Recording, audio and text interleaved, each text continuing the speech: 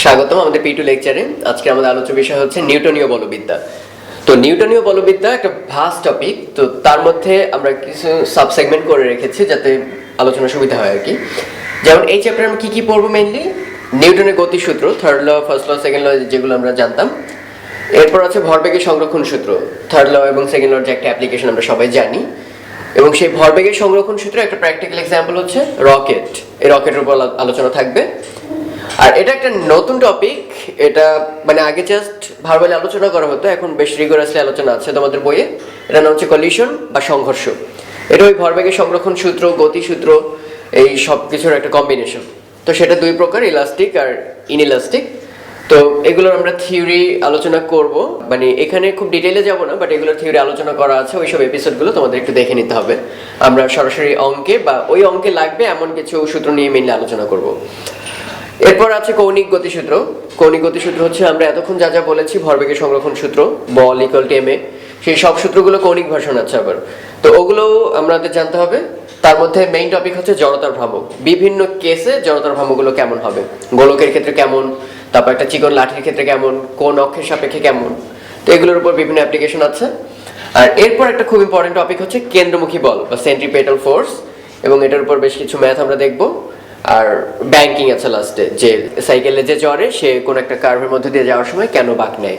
So আলোচনা আমরা খুব বেশি এলাবোরেট না করে সরাসরি অঙ্ক দেখবো, এবং ওই অঙ্কের ফাঁকে ফাঁকে আমরা আলোচনাটা কন্টিনিউ করব, মানে অ্যাডমিশনের জন্য উপযোগী করে। ঠিক আছে? সো এটা হচ্ছে আমাদের প্রথম অঙ্ক। একটা অনুভূমিক পানির ফ্লো আছে যেটা 15 মিটার পার সেকেন্ড বেগে একটা 10⁻² বর্গমিটার ক্রস সেকশনের নল থেকে বের হয়ে লম্বভাবে একটা দেয়ালে হিট করলো। এবং আমরা ধরে নেব কোনো রিবাউন্ড হচ্ছে না, মানে দেয়ালেই তার ভরবেগ হারাচ্ছে, আইডিয়ালি ধরে নিচ্ছি, এটা ফিরে আসবে না। তাহলে দেয়ালের উপর তার প্রযুক্ত বল কত? এটা হচ্ছে একদম বেসিক সূত্র নিউটনের সেকেন্ড ল, যে ভরবেগের পরিবর্তনের হার প্রযুক্ত বলের সমান, যদি এসে ইউনিট আমরা বিবেচনা করি। তার মানে খেয়াল করে দেখি, ভরবেগের পরিবর্তনের হার প্রযুক্ত বলের সমান। তো এটা কিন্তু অনেকেরই ভুল হয়, এবং এই কনসেপ্টগুলি মেইনলি মনে রাখবো। যার ভরবেগের পরিবর্তন হবে তার উপরে কিন্তু বলটা দেওয়া হয়। আই মিন, কাউকে ধাক্কা দিলে, সাপোজ একটা ডাস্টারকে ধাক্কা দিলা, তাহলে ওই ডাস্টারের ভরবেগের পরিবর্তন হবে। ওকে, তাহলে দেখো, আমি যদি পানির ভরবেগের পরিবর্তনের হার বের করি, তাহলে বলটা কার উপর? পানির উপর। কিন্তু কোয়েশ্চনে বলছে দেয়ালের উপর প্রযুক্ত বল কত। তাই পানিকে দেয়াল ধাক্কা দিলে থার্ড ল অনুসারে পানি আবার দেয়ালকে ধাক্কা দেবে। সো আমরা এখন যদি পানির ভরবেগের পরিবর্তন হার বের করি, ওটা হবে পানির উপর প্রযুক্ত বল, ওটাকে নেগেটিভ করে দিলে আমরা পাবো দেয়ালের উপর প্রযুক্ত বল। তো আমাদের মেইন অঙ্কটা হবে আসলে ভরবেগের পরিবর্তনের হারটা নির্ণয় করা। তো এটা কিভাবে করা যায়? যেহেতু এখানে আরো কিছু কনসেপ্ট কিন্তু খেয়াল রাখতে হবে। হার বা রেট, রেট মানে কি? প্রতি 1 সেকেন্ডে কি পরিমাণ চেঞ্জ হচ্ছে ভরবেগের, প্রতি 1 সেকেন্ডে। তো তুমি এক্সপেরিমেন্টে 2 সেকেন্ড ধরে করতে পারো না, ইভেন 10 সেকেন্ড ধরে করতে পারো না, 1 মিনিট, 10 ঘন্টা, কিন্তু তোমার বিবেচনা করলো যে টাইমের মধ্যেই করো না কেন, তোমার অ্যান্সার কিন্তু বের করতে হবে 1 সেকেন্ডে। তাহলে আমরা কেন ইচ্ছা করি 1 সেকেন্ড সময় ধরে নিচ্ছি না? এটা অবশ্যই সম্ভব, কারণ 2 সেকেন্ড ধরলে তোমার 2 দিয়ে ভাগ করতেই হবে। তাহলে আমি সময়টি নিলাম 1 সেকেন্ডে, তার মধ্যে যে ভরবেগের পরিবর্তনটা হবে সেটাই আমার ভরবেগের পরিবর্তনের হার। তার মানে এই টাইমটা তুমি আরবিট্রারিলি চুজ করতে পারবা। যদি তুমি বেশি সময় নাও, ভরবেগ বেশি পরিবর্তন হবে, তাহলে বেশি পরিবর্তন ডিভাইডেড বাই বেশি সময়, আলটিমেটলি কিন্তু রেজাল্টটা সেম দেবে। তাহলে আমরা ধরে নিচ্ছি আমাদের পুরো পরিবর্তনটা ঘটাবো আমরা 1 সেকেন্ডে। এখন ভরবেগের পরিবর্তন সেটা কত? mv - mu, পানির শেষ ভরবেগ বিয়োগ পানির আদি ভরবেগ। তো একটু খেয়াল করে দেখো, এখানে তাহলে শেষ ভরবেগ তো 0 আমরা বললাম। এই হচ্ছে নলটা, এই নলের প্রস্থচ্ছেদ দেওয়া আছে 10⁻² বর্গমিটার, মানে এই সার্কুলার ক্রস সেকশনটা হচ্ছে 10⁻² স্কয়ার মিটার। এর মধ্য দিয়ে পানি যাচ্ছে, পানি ফ্লো করতেছে, সেই পানি এখানে গিয়ে সামনে একটা দেয়াল ভার্টিক্যালি গিয়ে হিট করলো, এবং এইখানে তার বেগ হয়ে গেছে 0, এবং আদিতে বেগ ছিল 15 মিটার পার সেকেন্ড, ইউ হচ্ছে 15 মিটার পার সেকেন্ড। এখন কোয়েশ্চেন হচ্ছে 1 সেকেন্ডে সে কতটুকু যায়, এটাই কিন্তু বলা আছে 15 মিটার পার সেকেন্ড। এভাবে একটু ভেঙে লিখি, 15 মিটার যায় প্রতি 1 সেকেন্ডে। তাহলে এই পানিটা প্রত্যেক 1 সেকেন্ড ব্যবধানে, আমরা যদি সময় ব্যবধানটা 1 সেকেন্ড নিই, তাহলে এর মধ্যে পানির কণাগুলো কিন্তু 15 মিটার করে আগাতে থাকবে। কথাটা কেন বারবার বলতেছি এখানে আমরা একটু খেয়াল করবো। সেটা হচ্ছে শেষ ভরবেগ হচ্ছে 0, কারণ ওখানে গিয়ে রিবাউন্ড করতেছে না, ওখানে শেষ হয়ে যাচ্ছে ভরবেগ। আর আদিতে ভর আমরা জানি না, কিন্তু বেগ জানি, সেটা কত? 15। তাহলে m into 15 divided by 1 second. তাহলে আমরা এখানে আসলে জানার বাকি আছে শুধুমাত্র ম্যাস বা ভরটা। আমাদের অঙ্কের ট্রিক্সটাও এখানে, ভরটা বের করার জন্য সরাসরি ভর দেওয়া নেই, প্রয়োজনীয় একটু হেল্প নিতে হবে। তো তোমরা ক্লাস 19 শিখে আসছো ঘনত্ব রো সমান কি ছিল, ভর বাই আয়তন। প্রতি একক আয়তনের ভরকেই বলা হয় ঘনত্ব। তাহলে ওখান থেকে আমরা লিখতে পারি কি, m ইকুয়াল টু ঘনত্ব ইন্টু আয়তন, রো ভি। তাহলে পানির ঘনত্ব ইন্টু পানির আয়তন, ভি না লিখে আমরা ভলিউম লিখলাম, কনফিউশন হবে না। তাহলে এখানে পানির ঘনত্ব কোয়েশ্চেনে দেওয়া নেই, কিন্তু এটা ডিফল্ট আমরা জানি, পানির ঘনত্ব 1000 কেজি পার মিটার কিউব। আর আয়তনটা নির্ণয় করব কিভাবে, আয়তন সমান আবার আমরা কি জানি, ক্ষেত্রফল, সাপোজ এরিয়া এ ইন্টু কত দূর গেল, মানে ক্ষেত্রফল ইন্টু উচ্চতা। এখানে দেখতেই পাচ্ছি এটা একটা সিলিন্ডার, এবং সময় দিছো কতখানি, সময় দিছো কিন্তু অনলি 1 সেকেন্ড। ততক্ষণে পানি কত দৈর্ঘ্য ক্রস করে, 15 মিটার, কারণ বলেই দিয়েছে এটার ভেলোসিটি হচ্ছে 15 মিটার পার সেকেন্ড। তাহলে আমি যদি 1 সেকেন্ড সময়, যেহেতু সবকিছু 1 সেকেন্ড সময় মাপতেছি, তাহলে 1 সেকেন্ড সময় সে কত উচ্চতা বা কত দৈর্ঘ্য যাবে, 15 মিটার। তাহলে আমরা এখানে লিখতে পারি কি, ক্ষেত্রফল ইন্টু উচ্চতা বা দৈর্ঘ্য, সেটা হচ্ছে আমাদের 15, এবং সেই ক্ষেত্রফলটা কত কোয়েশ্চেনে দিয়ে দিছে। প্রস্থচ্ছেদের এরিয়া হচ্ছে 10 টু দি পাওয়ার -2। তাহলে ওটা যদি এখানে বসিয়ে দিই, -15 1000 10 টু দি পাওয়ার -2 ইন্টু 15, এত নিউটন। কেন নিউটন লিখলাম, এটা ভরবেগের পরিবর্তন না, প্রতি সেকেন্ডে। So KG metre per second, that is KG metre per second square, তার মানে এটা নিউটন। কিন্তু মজার ব্যাপার, এটা কিন্তু আমাদের অ্যান্সার না। এখানে কার ভরবেগের পরিবর্তন নির্ণয় করছি আমরা, পানির ভরবেগের। তাহলে এটা বলটা কার উপর প্রযুক্ত হয়েছিল, পানির উপর, কিন্তু কোয়েশ্চেনে বলে দিয়েছে যেহেতু দেয়ালের উপর প্রযুক্ত বল, তাহলে আমাদের force on the wall Fw হবে -F। এতক্ষণ যা বের করছি পানির উপর, তার উল্টা থার্ড ল অনুসারে, তখন এখানে নেগেটিভ পেলে ওটা আসবে positive. 15 into 10 to the power 3 10 to the power -2 into 15 Newton. এটি হচ্ছে দেয়ালের উপর প্রযুক্ত বল। তো এবার আমাদের দ্বিতীয় উদাহরণ হচ্ছে বলের ঘাত বা ইম্পালস নিয়ে। ঘাত বল এবং বলের ঘাতের মধ্যে কিন্তু তোমরা পার্থক্য করার চেষ্টা করবা। বলের ঘাত হচ্ছে কি, একটা সময়ের ব্যাপার উল্লেখ থাকবে, মানে বলের ঘাত যত বেশি তাহলে বুঝতে হবে হাতের উপর আঘাত তত বেশি। হ্যাঁ, বলের ঘাত বাড়ানোর অর্থ হচ্ছে তুমি এই বলটাকে বা ফোর্সটাকে আঘাত করতে বেশি সময় দিচ্ছ আর কি। এফ ইন্টু ডেল টি, মানে সময় আর বল, এই দুটো গুণফলকে বলে বলের ঘাত। তো কোয়েশ্চেনটা কি করছে দেখো, এটা একটা টপ ভিউ। এখানে একজন ক্রিকেটার বা ব্যাটসম্যান আছে, এখানে বোলার বল করছে, এই বরাবর চলে গেছে, বলটার দেওয়া আছে, ভর দেওয়া আছে। এরপর বলে দিচ্ছে ব্যাটসম্যান বলটার বেগের কোনো পরিবর্তন না করে, মানে যে বেগে আগত হয়েছে, ইনসিডেন্ট হয়েছে যে বেগে, ওই বেগেই চলে গেছে, কিন্তু আগে ডিরেকশনের সাথে 45 ডিগ্রি কোণ করে। কোয়েশ্চেন করছে বলের ঘাত কত। কোয়েশ্চেনে দেওয়া আছে যে বলটা আসছিল হচ্ছে 15 মিটার পার সেকেন্ডে, এবং বেগের মানে কোনো পরিবর্তন হয়নি, সেটা 15 মিটার পার সেকেন্ডে আছে, শুধু ডিরেকশন চেঞ্জ হয়ে গেছে। তো কোয়েশ্চেন করছে বলের ঘাত কত। তো আমরা অলরেডি জানি বলের ঘাত হচ্ছে এফ ইন্টু টি, এই প্যারামিটারটাকে বলে বলের ঘাত। তাহলে এফ ইকুয়াল টু আমরা অলরেডি কি জানি, M into A into T, আবার অ্যাক্সেলারেশন বা এ হচ্ছে কি M V minus U by T. So আমরা অলরেডি জানি যে বলের ঘাত এফ ইন্টু টি হবে M V minus M U, কারণ এখানে টি কাটা। তার মানে ভরবেগের পরিবর্তনটাই হবে বলের ঘাত। তো আমাদের এখানে আসলে কোয়েশ্চেনটা যে বলের ঘাত নির্ণয় করার অর্থ হচ্ছে ভরবেগের পরিবর্তনটা বের করতে হবে। এবং অবশ্যই মনে রাখবা যে ভরবেগ কিন্তু একটা ভেক্টর রাশি, তাই অবশ্যই ভেক্টর অ্যানালাইসিসের মাধ্যমে কিন্তু এটা করতে হবে। তাহলে আমরা কিভাবে করা যায় খেয়াল করে দেখো, অঙ্কটা আমরা এখানে আঁকলাম, আবার এই পয়েন্টে এইভাবে আসলো, 45 ডিগ্রি কোণে চলে গেল। তাহলে অবশ্যই আমরা বুঝতে পারতেছি এই অ্যাঙ্গেলটা হচ্ছে 22.5 ডিগ্রি, অর্ধেক। একইভাবে এটা হচ্ছে 22.5 ডিগ্রি, এবং সে আসছিল কত বেগে, 15 মিটার পার সেকেন্ড, এবং রিটার্নও করছে 15 মিটার পার সেকেন্ড। ওকে, তো আমরা এই বেগ দুটাকে একটু অ্যানালাইসিস করি। সেটা হচ্ছে এই যে 15 মিটার পার সেকেন্ড, এটার যে ভরবেগ, হ্যাঁ, তাহলে সেই ভরবেগের দুটো উপাংশ আছে, একটা এইদিকে আর একটা উপরের দিকে, এবং এটা 22.5 সালে নিচেটাও 22.5। তাহলে এটা আসবে 15 cos 22.5, এটা গেল বেগের উপাংশ। সাথে আমি যদি ভর দিয়ে গুণ করি m ইন্টু ভেলোসিটি, তাহলে এটা গেল আদি ভরবেগের x অক্ষ বরাবর উপাংশ, আর এটা হবে আদি ভরবেগের y অক্ষ বরাবর উপাংশ। m ইন্টু 15 cos এর বদলে আসবে sin, 15 sin 22.5 ডিগ্রি। এটা গেল সব আদির ক্ষেত্রে। এরপর যখন এভাবে রিটার্ন করবে, তার উপাংশ দুইটা, একটা হবে এই x অক্ষ বরাবর ডানে, আর একটা হবে y অক্ষ বরাবর উপরে। আমরা এটাকে কালো করে দিচ্ছি, এটা ফাইনাল, এটা বোঝানোর জন্য। তাহলে এটা আসবে কি 15 cos 22.5, এটা হচ্ছে বেগের উপাংশ, সাথে ভর যদি গুণ করে দিই m, তাহলে ভর বেগের শেষ উপাংশ x অক্ষ বরাবর, আর ওই ক্ষেত্রে আসবে m ইন্টু 15 sin 22.5।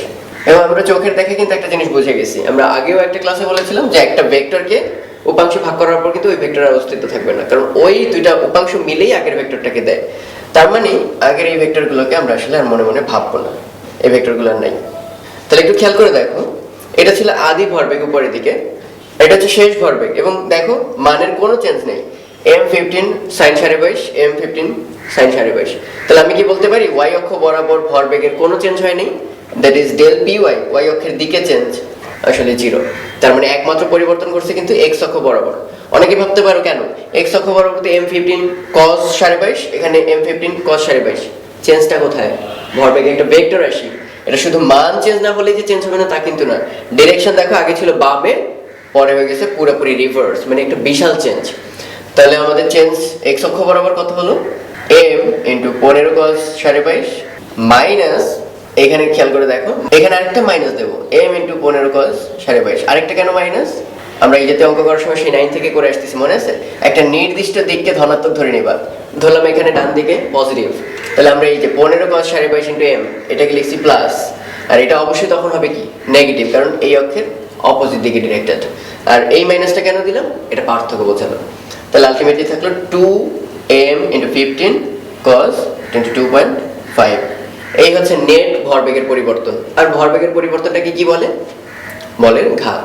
সো ঘাত হবে 2m15 cos 22 এবং m এর মান দেওয়া আছে 0.15 কিলোগ্রাম। ভরবেগের সংরক্ষণ সূত্রে বেশ সুন্দর একটা এক্সাম্পল তপন স্যারের বইয়ে আগে ছিল এটা, যে এক নৌকা, দুই মাথায় দুইটা লোক, একজনের ওজন হচ্ছে 20 কেজি ভর আর একজন হচ্ছে 25 কেজি। তো একটু পর এই লোকটা বাম দিকে লাফ দিল 3 মিটার পার সেকেন্ড বেগে, আর এই লোকটা ডান দিকে লাফ দিল 2 মিটার পার সেকেন্ড বেগে। তো কোয়েশ্চেন হচ্ছে নৌকাটা কোন দিকে কত বেগে দৌড় দেবে। তো বোঝা যাচ্ছে এটা একটা ভরবেগের সংরক্ষণ সূত্র টাইপ অঙ্ক, কারণ এখানে ধাক্কা ধাক্কি আছে, ধাক্কা ধাক্কি ছাড়া আর কোনো বাহ্যিক বল নেই, মানে ক্রিয়া আর প্রতিক্রিয়া ছাড়া আর কোনো বাহ্যিক বল থাকবে না। কিন্তু এই টাইপের অঙ্কে মেইন প্রবলেমটা কোথায় হয়, সেটা হচ্ছে আদিবেগ। আদিবেগ বললেই আমরা সারা জীবন কি বুঝতাম? সাপোজ আদিবেগ বললেই আমরা যত গতির সূত্র পড়ছিলাম v = u + at, এই যে সেখানে আদিবেগের সংজ্ঞাটা ছিল গণনার শুরু, টাইম কখন কাউন্টিং স্টার্ট করছো, গণনার শুরু, শুরু থেকে যত বেগই থাকুক এটা আমার হেডেক না, হেডেক হচ্ছে কখন থেকে তোমার অঙ্কটা স্টার্ট করছো, গণনা শুরু করছো, তখন যে ভেলোসিটি দেখছো এটি হচ্ছে আদিবেগ। কিন্তু মজার ব্যাপার হচ্ছে আমাদের এই চ্যাপ্টারে ভরবেগের সংরক্ষণ সূত্র টাইপ অঙ্কে আদিবেগটা কিন্তু সেটা না।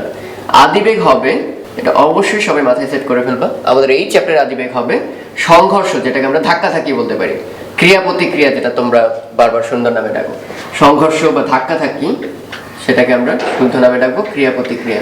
সেই সংঘর্ষের আগের বেগ এটা হবে আদিবেগ, আর ধাক্কা ধাক্কির পরে যে বেগ সেটা হবে শেষ বেগ।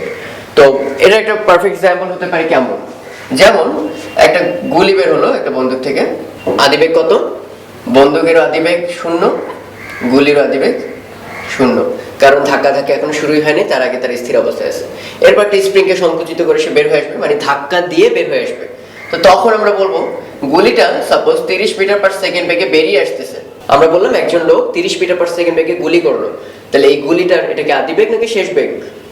অবশ্যই এই ঘটনার জন্য এটা অবশ্যই শেষ বেগ, কারণ এখানে স্প্রিং এ ক্রিয়া প্রতিক্রিয়া ঘটানোর পর সে কিন্তু সামনে চলে আসছে, তাহলে এটা হচ্ছে শেষ বেগ। আদিবেগ অবশ্যই না, আদিবেগ ছিল 0। আর এইখানে বন্দুকটা পেছনের দিকে একটা ধাক্কা অনুভব করবে, পেছনের দিকে একটা বেগ পাবে, সেটা হবে ওই বন্দুক বা পিস্তলটার শেষ বেগ। কিন্তু মজার ব্যাপার, সাপোজ এই একই ঘটনা একটু ভিন্নভাবে যদি রিপ্রেজেন্ট করতাম, যে এখান থেকে একটা গুলি বের হয়ে গেল, সামনে একটা কাঠের ব্লক, সেই কাঠের ব্লকে গিয়ে হিট করলো, ওকে? তো আমি বললাম একটা গুলি 30 মিটার পার সেকেন্ড বেগে কাঠের ব্লককে হিট করলো, এই 30 মিটার পার সেকেন্ড এটাকে আদিবেগ গুলির নাকি শেষ বেগ? এখানে কিন্তু অবশ্যই সাবধান।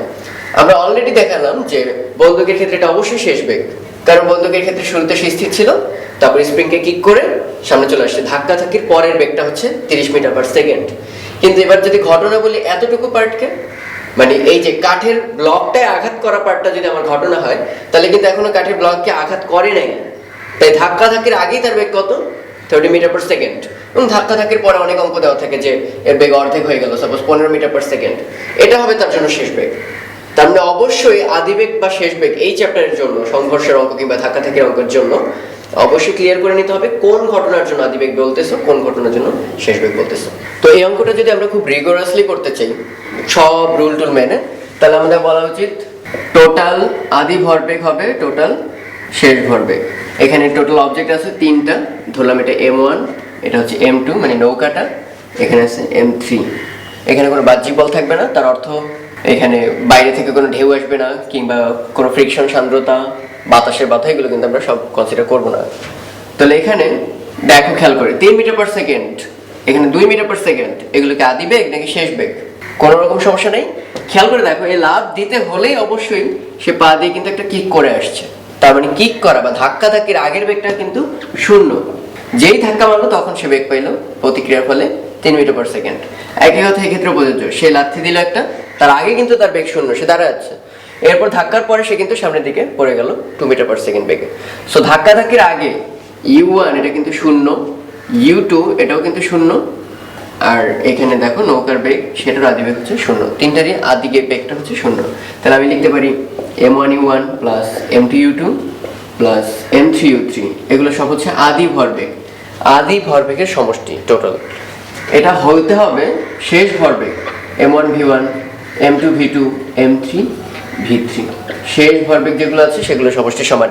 ইন্ডিপেন্ডেন্টলি কিন্তু সমান হবে না, যে ইন্ডিভিজুয়ালি m1u1 কিন্তু m1v1 এর সমান হবে না। মানে অনেকটা এরকম, একটা সংখ্যা সাপোজ 12, শুরুতে তৈরি করছিলাম এভাবে 2 যোগ 8 যোগ 2, 8 আর 2 10 আর 2 12, পরে তৈরি হলো 3 যোগ 8 যোগ 1, এই যে এরা ইন্ডিপেন্ডেন্টলি কিন্তু চেঞ্জ হয়ে গেল, কিন্তু যোগফলটা কি আছে? 8 আর 1 9, 9 আর 3 12, যোগফলটা সেম থাকতে হবে।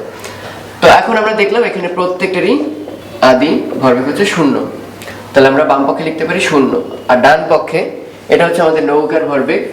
আর বাকিগুলো আমরা মান বসানোর আগে অবশ্যই অবশ্যই শিওর করে নেব কোন দিকে তুমি পজিটিভ ধরবা, কারণ এগুলো সব ভেক্টর রাশি, ফলে যোগ কিন্তু নরমাল নিয়মে হবে না, দিক মেনে কোনো নির্দিষ্ট দিকে ভরবেগটা কনস্ট্যান্ট থাকবে। ফলে যতগুলো ভরবেগ পাবা সবগুলো ভরবেগের ওই দিকেই উপাংশ নিতে হবে। ফলে দেখা গেল ডান দিকেরটা যদি পজিটিভ ধরো, তাহলে ডানের ভরবেগগুলো পজিটিভ আর বামের গুলো নেগেটিভ। কেন?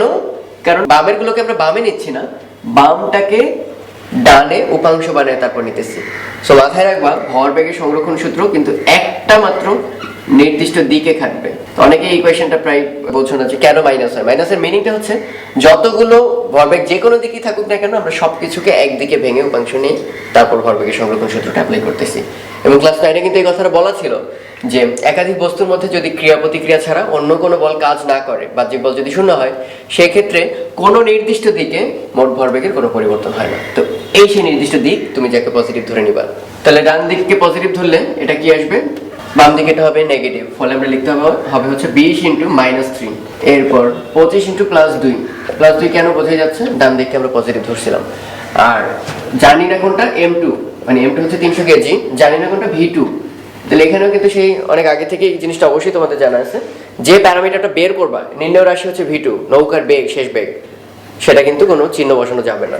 তো এই কথাটা অবশ্যই লিখে দিচ্ছি যাতে কারো ভুল না হয়, যে রাশি বা যে প্যারামিটারটা বের করব, যে রাশি নির্ণয় করব, তাতে প্লাস বা মাইনাস দেব না। ওকে, এই ছোট ছোট ট্রিক্সগুলো অবশ্যই মনে রাখতে হবে। তাহলে এখানে কত দাঁড়াচ্ছে? v2 হবে 60 - 50 / 300। এখান থেকে সলভ করে যা আসবে তাই। তো এই অঙ্কটাই আমরা আরেকটা ছোট্ট সুন্দর নিয়মে করতে পারি, তাতে আমাদের কনসেপ্ট আরেকটু ক্লিয়ার হবে। আমরা এখানে কার বেগ চাই? নৌকার বেগ। তাহলে আমরা নৌকার ভরবেগটা বের করে সেখানে যদি নৌকার ভর দিয়ে ভাগ করে দিই, তাহলে ভরবেগ বা ভরবেগের পরিবর্তন আর কি, লব্ধি ভরবেগ, এটাকে যদি তুমি ভর দিয়ে ভাগ করে দাও, তাহলে আলটিমেটলি কি পড়ে থাকবে? বেগ। তো সেটার জন্য কি করতে হবে একটু খেয়াল করো। এই লোকটা কিক মারছে নৌকাকে, ফলে নৌকা কিক মারছে লোকটাকে, কিন্তু আমরা কোনটা নিয়ে কনসার্নড?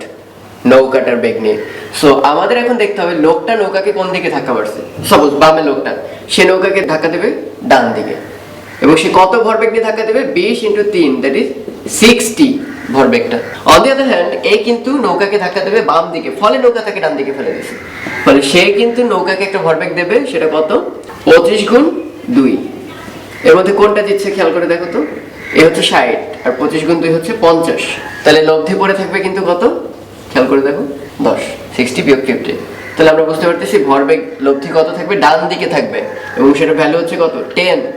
এই 10 কে তুমি যদি ভর 300, কেন 300 দিয়ে ভাগ করলাম? কারণ আমরা বেগ চাই নৌকার বেগ, এবং তার উপর ভরবেগ আছে একমাত্র 10।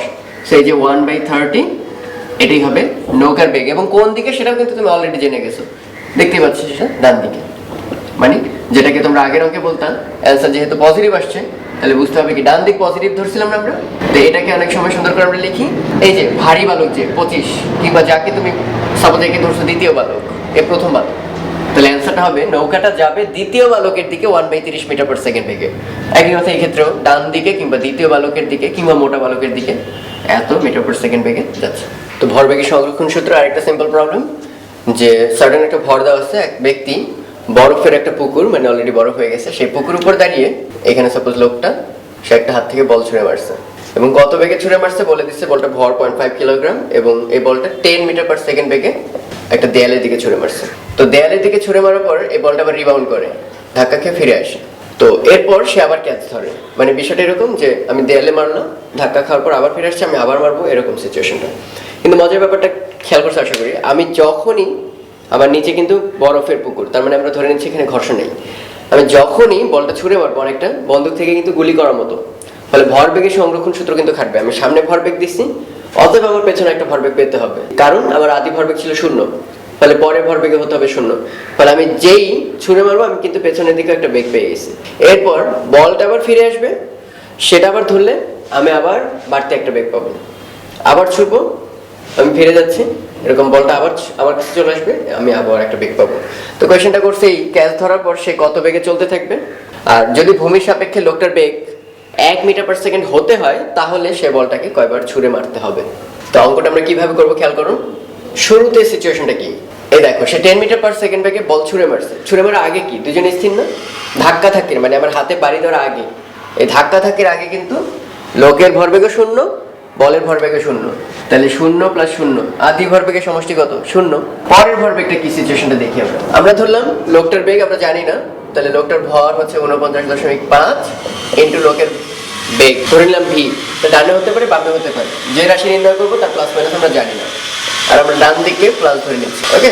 এবং কত বেগে ছুঁড়ে মারছে বলটাকে, বলের ভর হচ্ছে 0.5 এবং অবশ্যই +10, কারণ বলটা যাচ্ছে ডান দিকে। তাহলে এখানে সলভ করে আমরা যখনই বলটাকে আমি ছুঁড়ে মারবো একটু পিছিয়ে যাব, সেই পিছিয়ে যাওয়ার বেগটা হবে -0.101 মিটার পার সেকেন্ড। এটা হচ্ছে লোকটা কত ভেলোসিটি নিয়ে পিছিয়ে যাবে। আচ্ছা, এরপর বলটা রিবাউন্ড করে 10 মিটার পার সেকেন্ড এই ভেলোসিটিতে ব্যাক করলো, আমরা ধরে নিতেছি কমপ্লিট ইলাস্টিক। তো এটা যদি 10 মিটার পার সেকেন্ড বেগে বামে আসে তাহলে ভেলোসিটি কিন্তু এবার আর পজিটিভ না, নেগেটিভ। তাহলে এবার আমাদের সিচুয়েশনটা কি হবে খেয়াল করো, লোকটা কিন্তু অলরেডি একটা আদি ভরবেগে আছে এইবার, কারণ সে আগে ছুঁড়ে মারছিল, ফলে এখন সে একটা পেছনে ভরবেগে যাচ্ছে। তাহলে সেটা কত 49.5 ইন্টু -0.101, কারণ সে বাম দিকে যাচ্ছে। মিনওয়াইল এই বলটা আসতেছে কত বেগে 0.5 কিলোগ্রাম এবং -10, কারণ আগে সে ডান দিকে গেলেও রিবাউন্ড করার পর কিন্তু এবার বামে ফিরতেছে। তাহলে এইটা হবে ক্যাচটা ধরার আগে আদি ভরবেগের সমষ্টি।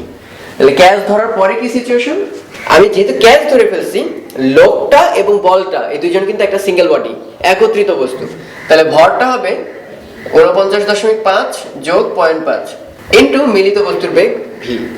মিলিত বস্তুর বেগটাই হবে ক্যাচ ধরার পর লোকটার বেগ, তাহলে ভিটা আসবে -0.2 মিটার পার সেকেন্ড। এর অর্থ কি, লোকটা এখন একটু আগে যাচ্ছিল -0.1 এ, এখন কিন্তু কি 0.2 তে, তাহলে প্রথমবার রিবাউন্ড করার পর কিন্তু সে 0.2 পেল, তাহলে এরকম আবার রিবাউন্ড করার পর সে 0.4, আবার রিবাউন্ড করার পর 0.6, এরকম কয়বার রিবাউন্ড করতে হবে সেটাই বলে দিয়েছে। যদি ভূমির সাপেক্ষে লোকটার ভেলোসিটি হয় 1 মিটার পার সেকেন্ড যদি হতে হয়, তাহলে বলটাকে কয়বার ছুঁড়ে মারতে হয়, আমরা ধরলাম n বার ছুঁড়ে মারতে হয়, তাহলে n সংখ্যক 0.2 মিলে হইতে হবে 1 মিটার পার সেকেন্ড, অতএব n হবে 1/0.2, দ্যাট ইজ 5 বার। ভরবেগের সংরক্ষণ সূত্রে আরেকটা এক্সাম্পল, যে একটা শিকারীর দিকে 40 কেজি ভরের একটা বাঘ 10 মিটার পার সেকেন্ড বেগে ধেয়ে আসতেছে, তাই সে 50 গ্রাম ভরের একটা বুলেট 900 মিটার পার সেকেন্ড বেগে ছুঁড়ে মারতে লাগলো। তো এটা তো কমন সেন্স যে বাঘটা যেহেতু অনেক ভারী এবং আসতেছে সে 10 মিটার পার সেকেন্ড বেগে, সো একটা বুলেট মারলে জাস্ট সে একটু মন্দন ঘটবে কিন্তু থেমে যাবে না কিন্তু, হ্যাঁ।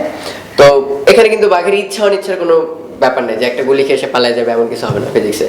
তো বাঘটাকে থামাতে হলে একটা বুলেট ছুঁড়ে যেহেতু হলো না, কয়টা বুলেট ছুটতে হবে এটাই হচ্ছে কোয়েশ্চেন। তো আমরা একটু এভাবে ভাবি পুরো বিষয়টাকে, যে এই একটা বাঘ, ওকে, তো বাঘটার দিকে আমি একটা বুলেট ছুড়লাম, সেই বুলেটের ভরবেগ কত, ভরবেগ হচ্ছে 50 গ্রাম, দ্যাট ইজ 50 ডিভাইডেড বাই 1000 এত কিলোগ্রাম ইন্টু তার বেগ কত 900। অন দি আদার হ্যান্ড ওই বাঘ যেটা আছে সেটা হচ্ছে 40 কেজি আর আসতেছে 10, দ্যাট ইজ কত 400। ক্লিয়ারলি এই দুটো কিন্তু সমান না। আমি যদি এটা কাটাকাটি করি 5 × 10 = 50, 5 × 9 = 45, মাত্র 45, আর এখানে কত 400। তো এরকম কয়টা 45 পেলে 400 হবে? Common sense.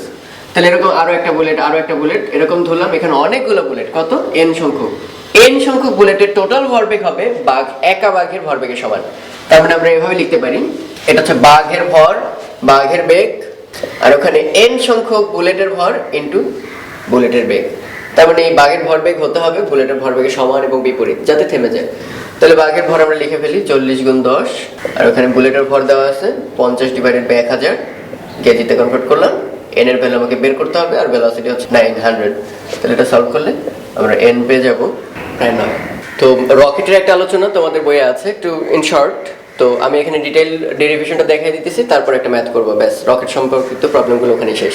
তো এখানে প্যারামিটারগুলো একটু খেয়াল করো, যে একটা রকেট, তার ভর সাপোজ m, এবং সে মাত্র পৃথিবীতে আছে, পৃথিবীর ভূমিতে। তো এই অবস্থায় কি বলতে পারি, যে পৃথিবী তাকে টেনে ধরছে mg বলে, এই মোমেন্টে এমন একটা ধাক্কা দেবে যাতে mg কে ক্রস করতে পারে। এরপর কি করবে, একটা জ্বালানি ছাড়বে, রকেটের ভেতরে প্রচুর পরিমাণে জ্বালানি নিয়ে নেয়। সেই জ্বালানি পেছন দিক থেকে ছুটতে থাকে, যেন একটা বন্দুক গুলি ছুটতেছে, ফলে বন্দুকটা উপরের দিকে যাচ্ছে ভরবেগের সংরক্ষণ সূত্র মানতে গিয়ে। গুলি যাচ্ছে অনেক বেগের নিচে, ফলে বন্দুক যাচ্ছে উপরে, থার্ড ল। তাহলে একইভাবে এখানে দেখো জ্বালানিগুলো ডেলেম ভরের জ্বালানি নিচে ফেলে দিতেছে প্রতি সেকেন্ডে, ফলে সে উপরের দিকে একটা ধাক্কা নিয়ে চলে যাচ্ছে। তো এখানে vr হচ্ছে রকেটের সাপেক্ষে ওই জ্বালানিটার বেগ, আর fr হচ্ছে উপরের দিকে ধাক্কা, যে ধাক্কার কারণে সে উপরের দিকে যাবে। v হচ্ছে কোন একটা সার্টেন মোমেন্টে তার বেগ। ওকে, তো আমরা এটা অ্যানালাইসিস করব কমপ্লিটলি ভরবেগের সংরক্ষণ সূত্রের সাহায্যে। তো একদম স্টার্টিং এ আমরা একটু এভাবে আলোচনা করে নিই, যে এটা আদি ভরবেগ ধরে নেব, এটা হচ্ছে ফাইনাল ভরবেগ। তো আদি ভরবেগের মধ্যে কারা কারা আছে? একদিকে আছে রকেট, আর ওদিকে জ্বালানি যেটা পেছন থেকে নির্গত হচ্ছে, ওটাকে আমরা গ্যাস বলি ডাকবো। তো রকেটটার ভর সাপোজ m, এবং তার ঊর্ধ্বমুখী বেগ হচ্ছে v। এখনো কোনো জ্বালানি নির্গত হয়নি, জাস্ট একটা স্টার্টিং ভেলোসিটি। তো গ্যাসের আদি ভরবেগ হচ্ছে 0। এই মোমেন্টে ডেলএম পরিমাণ গ্যাস নিচের দিকে ছুড়ে ফেলা হলো, ফলে রকেটের টোটাল ভর ছিল m, সেখান থেকে ডেলএম পরিমাণ ঝরে গেছে। তো আমরা বুঝতে পারতেছি রকেটের ভর এখন কত, m - ডেলএম, কমে গেল। কিন্তু ভর কমে গেলে পেছনের দিকে চলে গেল, ফলে একটা ধাক্কা পাবে উপরের দিকে, ফলে বেগ কিন্তু আর v নাই, বেগ হয়ে গেছে কত, আর একটু বাড়তি, ওই ডেলএম ভরের কারণে যেটু, সেটাকে আমরা বলতে পারি বেগ হয়ে গেছে আগের চেয়ে একটু বাড়তি, v + ΔV। তো এটা গেল রকেটের আদি ভরবেগ, এটা গেল রকেটের শেষ ভরবেগ। কিন্তু আমরা তো জানি ভরবেগের সমষ্টি নিয়ে কনসিডার করতে হবে, তারপরে গ্যাসটাকেও বিবেচনা আনতে হবে। তাহলে কত ভরে গ্যাস নিচে নামতেছে, ΔM ভরে গ্যাস, এবং কত বেগে, এটা কিন্তু অবশ্যই খেয়াল রাখতে হবে। আমরা এখানে সবকিছু মেজার করতেছি এই আমাদের মাদার আর্থ বা পৃথিবীর উপর দাঁড়িয়ে, কারণ এই যে v বেগে উপরে যাচ্ছে, উপরের দিকে ধাক্কা fr, vr বেগে নিচে নামতেছে, এই কথাগুলো অবশ্যই কাকে বলতে হবে, পৃথিবীর রেফারেন্স ফ্রেমে দাঁড়ানো আছে এমন কেউ। তাহলে সে কি বলে একটু খেয়াল করো, এই রকেট ঊর্ধ্বমুখী। তো এর আগেও নিশ্চয়ই তোমরা আপেক্ষিক তত্ত্বের মতো ব্যাপার স্যাপার বুঝছো, যে একটা ট্রেন যাচ্ছে সামনের দিকে সাপোজ 30 মিটার/সেকেন্ড বেগে। ওকে, তো এর উপর দাঁড়ানো একটা লোক, হাতে একটা বল। এখন সে যদি বলটা হাতে ধরেও রাখে, তাহলে আমরা যারা প্ল্যাটফর্মে দাঁড়ানো, বাইরে ভূমির সাপেক্ষে যারা আছে, তারা সিম্পলি কি দেখবো, এই বলটার বেগ কত, 30 মিটার/সেকেন্ড। এই যে এই মোমেন্টে লোকটা যদি দাবি করে যে আমি 20 মিটার/সেকেন্ড বেগে ডান দিকে ছুঁড়ে মারছি, লোকটার দাবি, তাহলে আমরা কত দাবি করব? আমরা বলবো যদি দাঁড়ায় থাকতো, লোকটা যদি দাবি করতো 0, মানে আমার কোনো বেগ দেই নেই বলটাকে, তাও আমি দেখি 30, এখন তো অবশ্যই দেখবো কি ট্রেনের সাথে সাথে আরো বাড়তি 20 করে আগাচ্ছে, তার মানে আমরা বলতে থাকবো 50 মিটার/সেকেন্ড। এবার এই ঘটনাটা যদি লোকটা ডান দিকে না ছুঁড়ে মেরে বাম দিকে মারে, এবং বলে আমি বাম দিকে 20 মিটার/সেকেন্ড বেগে মারলাম, তাহলে ও যদি নাও ছুঁড়ে মারতো, তাও আমরা দেখতাম কত, 30। এখন কিন্তু আরো কম দেখবো, কারণ বলটা আর একটু পিছিয়ে পড়বে, আর আমাদের কাছে মনে হবে স্লোলি আগাচ্ছে। তার মানে ঘটনাটা কি দাঁড়াবে, 30 - 20, আমরা দেখতে পাবো 10 মিটার/সেকেন্ড। ফলাফলটা কি দাঁড়ালো, লজিক্যালি আমরা দেখতে পাচ্ছিলাম রকেটটা উঠতেছে কততে, v + ΔV, এই যে 30। কিন্তু উল্টা দিকে কেউ বল না ছুঁড়ে মেরে, এখানে উল্টা দিকে কেউ গ্যাস ছুঁড়ে মারছে, কত বেগে, vr বেগে। তাহলে এটা কে বলে, ওই যে 20 মিটার/সেকেন্ড কে বলে, ট্রেনের উপরে দাঁড়ানো কেউ। ফলে vr কেন আমরা লিখলাম, এটা রকেটের কেউ বলে, এই জন্য আমরা এটাকে বলি রকেটের সাপেক্ষে গ্যাসের বেগ। এটা কিন্তু খুব ইম্পর্টেন্ট, আমরা স্কিপ করে বলি। কিন্তু কেয়ারফুলি দেখলে কিন্তু এইরকম পুরো ডিটেইলটা ডেরিভেশন দেখতে হবে। তো রকেটের সাপেক্ষে বেগ, তো ও বললে তো আর আমরা সেটা বলবো না, আমরা বলবো আমরা তো দেখতেই পাচ্ছি ভি প্লাস ডেল ভি, তুমি যেহেতু ওর ঊর্ধ্বগামী বেগের বিপরীত দিকে মারছো, তাহলে 30 বিয়োগ 20 মানে 10 দেখবো আমরা। একইভাবে আমরা দেখবো আসলে V plus del V minus V R. তাহলে এখানে সমষ্টি কত? এম ভি, আর এখানে সমষ্টি কত আমরা একটু যোগ করে দেখি, M V plus M del V minus del M V minus del M del V, আর সাথে আছে আরো del M V plus del M del V minus del M V R. Okay, তাহলে এই দুটো অবশ্যই সমান হতে হবে। সমান হলে আমরা দেখতে পাচ্ছি এম ভি কাটা যাবে, তারপরে ডেল এম ভি কাটা, তাহলে পরে থাকবে কি এম ডেল ভি প্লাস এই ডেল এম ভি কাটা, তাহলে থাকলো minus del M V R. তাহলে এটা গেল মোট ভরবেগের পরিবর্তন। তো আমরা পাচ্ছি কি, তাহলে ডান পক্ষ ইকুয়াল টু 0, কারণ বামে সবকিছু বাদ। তাহলে পরে থাকতেছে M del V equal del M V R. এটা মোট সময় টি তে আমরা বিবেচনা করছি, বা ডেল্টা টি সময়। তা আমরা আসলে কি ভরবেগের পরিবর্তনের হার বের করি সবসময়। সো এটা হচ্ছে সেই ভরবেগের পরিবর্তন এম ডেল ভি, তার রেট বের করতে ডেল টি দিয়ে আমরা ভাগ দিয়ে দিলাম। তাহলে ডান পাশেও del M del T V R. এখানে কিন্তু একটা ইম্পর্টেন্ট ব্যাপার, সেটা হচ্ছে নর্মালি কি হয় যে একটা বস্তু ভরের কোনো পরিবর্তন হয় না, বেগটা চেঞ্জ হয়, ফলে ভরবেগ পরিবর্তিত হয়। বাট রকেটের ক্ষেত্রে কিন্তু স্পেশাল কেস, যে এটা ভর চেঞ্জ হয়ে যাচ্ছে। খেয়াল করো, এর ভেতরে সিস্টেমের ভর ছিল এম, পরে আমি ডেল এম পরিমাণ ছেড়ে দিছি, ফলে এখন সিস্টেমের ভর হয়ে গেছে এম মাইনাস ডেল এম।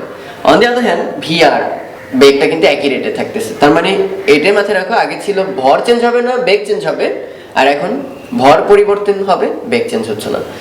তো এখান থেকে আমরা বুঝতে পারতেছি এটা আসলে কি কাইন্ড অফ ফোর্স, কারণ দেখতেই পাচ্ছ M del V del T, এটা কি আসলে অ্যাক্সেলারেশন এম এ।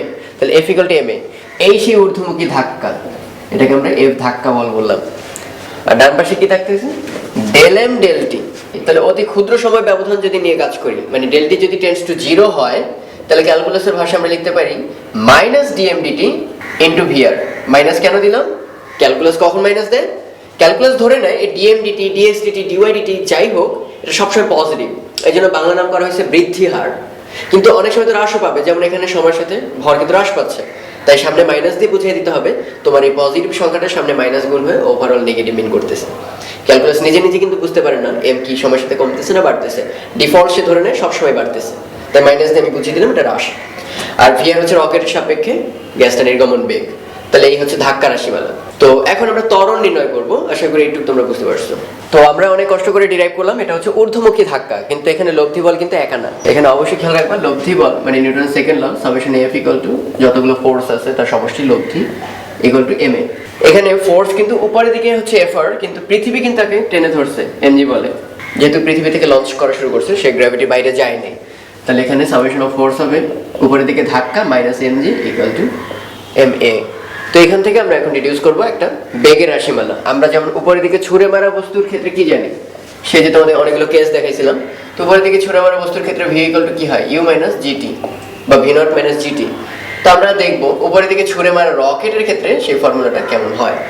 এই ক্ষেত্রে ভি ইকুয়াল টু কি দাঁড়ায়, ইউ বা ভি নট একই কথা, আদিবেগ। দেখি ভি নট মাইনাস জিটি থাকে নাকি আদৌ কোনো প্যারামিটার যুক্ত হয়। তাহলে আমরা ভি আর এর ভ্যালুটা বসাই দিই, minus V R DM DT, okay, minus M G equal to M A, একে বলা যায় ডিভি ডিটি, রাইট, সময়ের সাথে বেগের পরিবর্তনের হার। তো আমরা এখান থেকে পাচ্ছি মাইনাস ভি আর, যে প্যারামিটার যেখানে সেই অনুসারে নিয়ে আসতে হবে প্যারামিটারগুলো, ইন্টিগ্রেট করতে চাই। এই ফর্মে ডিফারেনশিয়াল ইকুয়েশন আমরা রাখবো না, একটা সুন্দর ইকুয়েশন আনতে চাই। ফলে এখানে যেহেতু ডিএম আছে তার সঙ্গে আমরা এম কে আনতে চাই, অবভিয়াসলি তাহলে এম দিয়ে ভাগ করবো সব কিছুকে। তাহলে DM by M minus G equal to, আর সাথে অবশ্যই ডিটি হবে ইকুয়াল টু এম দিয়ে যেহেতু ভাগ তাহলে থাকবে ডিভি, ওকে, আর ডিটি দিয়ে যেহেতু গুণ ডিটিও বাদ। তাহলে আসলে পরে থাকতেছে ডিভি ইকুয়াল টু, একবারে যদি সুন্দর করে লিখি, minus V R D M by M minus G D T. এখন এটা আমাদের ইন্টিগ্রেশনের ফর্মে আনার একটা রূপে আসছে। তো এখন আমরা লাস্ট ফর্মটা পেলাম এরকম, এটাকে ইন্টিগ্রেট করব।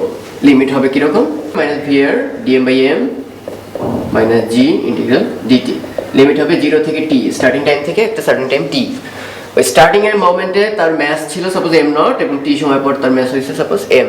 আর স্টার্টিং মোমেন্টে যে ভেলোসিটি তাকে আমরা বলি ভি নট, আদি বেগ, আর টি সময় পর যে বেগ ওটা আমরা ডিটারমিন করতে চাই শেষ বেগ ভি। তাহলে আমরা এখান থেকে কি পাচ্ছি, ডিভি এর ইন্টিগ্রাল হচ্ছে ভি, তার মানে লিমিট বসালে V minus V not equal to minus V R 1 by M D M, এটার ইন্টিগ্রাল হচ্ছে লন এম, এটা লিমিট দেবো আমরা এম নট থেকে M minus G T minus zero. Okay, তাহলে আমরা পাচ্ছি V minus V not equal to minus V R ln M minus ln M not. তাহলে আমরা লনের ফর্মুলা অনুসারে জানি আমরা এটাকে লিখতে পারি ln M by M not minus G T. তাহলে এখান থেকে কি পাচ্ছি ভি মাইনাস ভি নট। খেয়াল করে দেখো এই মাইনাসটা আমরা জানি লনের সামনে মাইনাস থাকলে সেটা আসলে কোথায় চলে যায়, পাওয়ারে।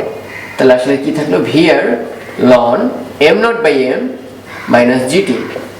তাহলে পাচ্ছি V equal to V not minus G T. তো খেয়াল করে দেখো এখানে আসছে V equal to V not minus GT.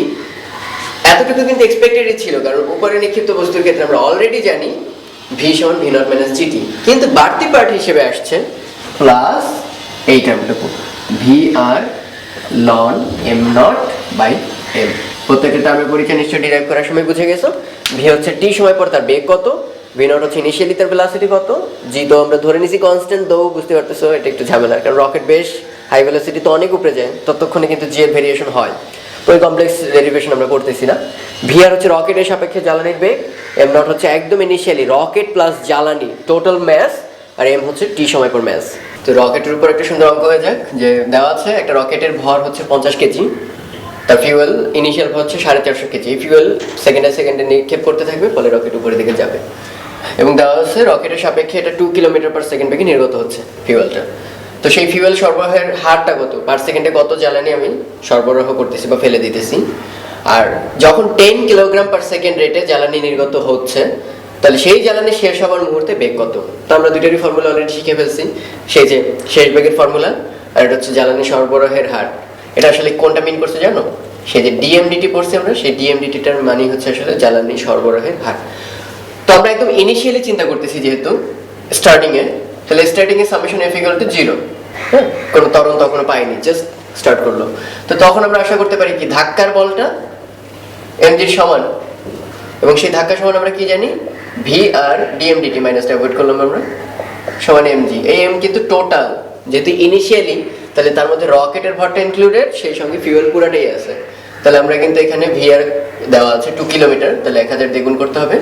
কোয়েশ্চেনে চাইছি হচ্ছে জ্বালানি সরবরাহের হার, সো ডিএমডিটিটাই আমাকে বের করতে হচ্ছে। আর ম্যাস কিন্তু আর 50 না 450 না, 50 প্লাস 450, দ্যাট ইজ 500 ইন্টু জি ধরে নিচ্ছি আমরা 9.8। ওকে, এখান থেকে সলভ করে ডিএমডিটিটা পেয়ে যাবো। এবার আসা যাক দ্বিতীয় প্রশ্নে। দ্বিতীয় প্রশ্নের জন্য আমাদের formula quite simple, V equal to V not minus G T. তো আমরা নর্মালি জানি ঊর্ধ্বে নিক্ষিপ্ত বস্তুর ক্ষেত্রে বাড়তি থাকবে কি V R ln M not by M. তো এখানে আমরা সবই জানি, এখানে দেখো আদি বেগ হচ্ছে জানা নেই বা স্টার্টিং এ 0, শুরু থেকেই তার কোনো বেগ দেওয়া নেই কোয়েশনে। যে আমরা ভ্যালু জানি ভি আর কোয়েশনে দেওয়া আছে 2 kilometre per second, am not হচ্ছে সেই 500 কিলোগ্রাম, এম হচ্ছে কি যখন জ্বালানি শেষ হবে, জ্বালানি শেষ হওয়ার মুহূর্তে, তাহলে জ্বালানি শেষ হওয়ার মুহূর্তে টোটাল ম্যাস কিন্তু শুধু রকেট পড়ে থাকবে 50। তাহলে আমরা জানি না কোনটা, এই সময়টা জানার জন্য আমাকে হেল্প করে দিচ্ছে এই রেটটা 10 কেজি পার সেকেন্ড। 1 সেকেন্ডে যাচ্ছে কত 10 কেজি, তাহলে 10 কেজি জ্বালানি ক্ষয় হয়, 10 কেজি জ্বালানি যাচ্ছে প্রতি সেকেন্ডে।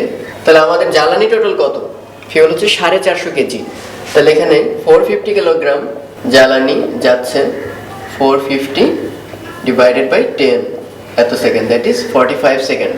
তার মানে আমরা টিও কিন্তু পেয়ে গেলাম, 45 সেকেন্ড সময় লাগবে।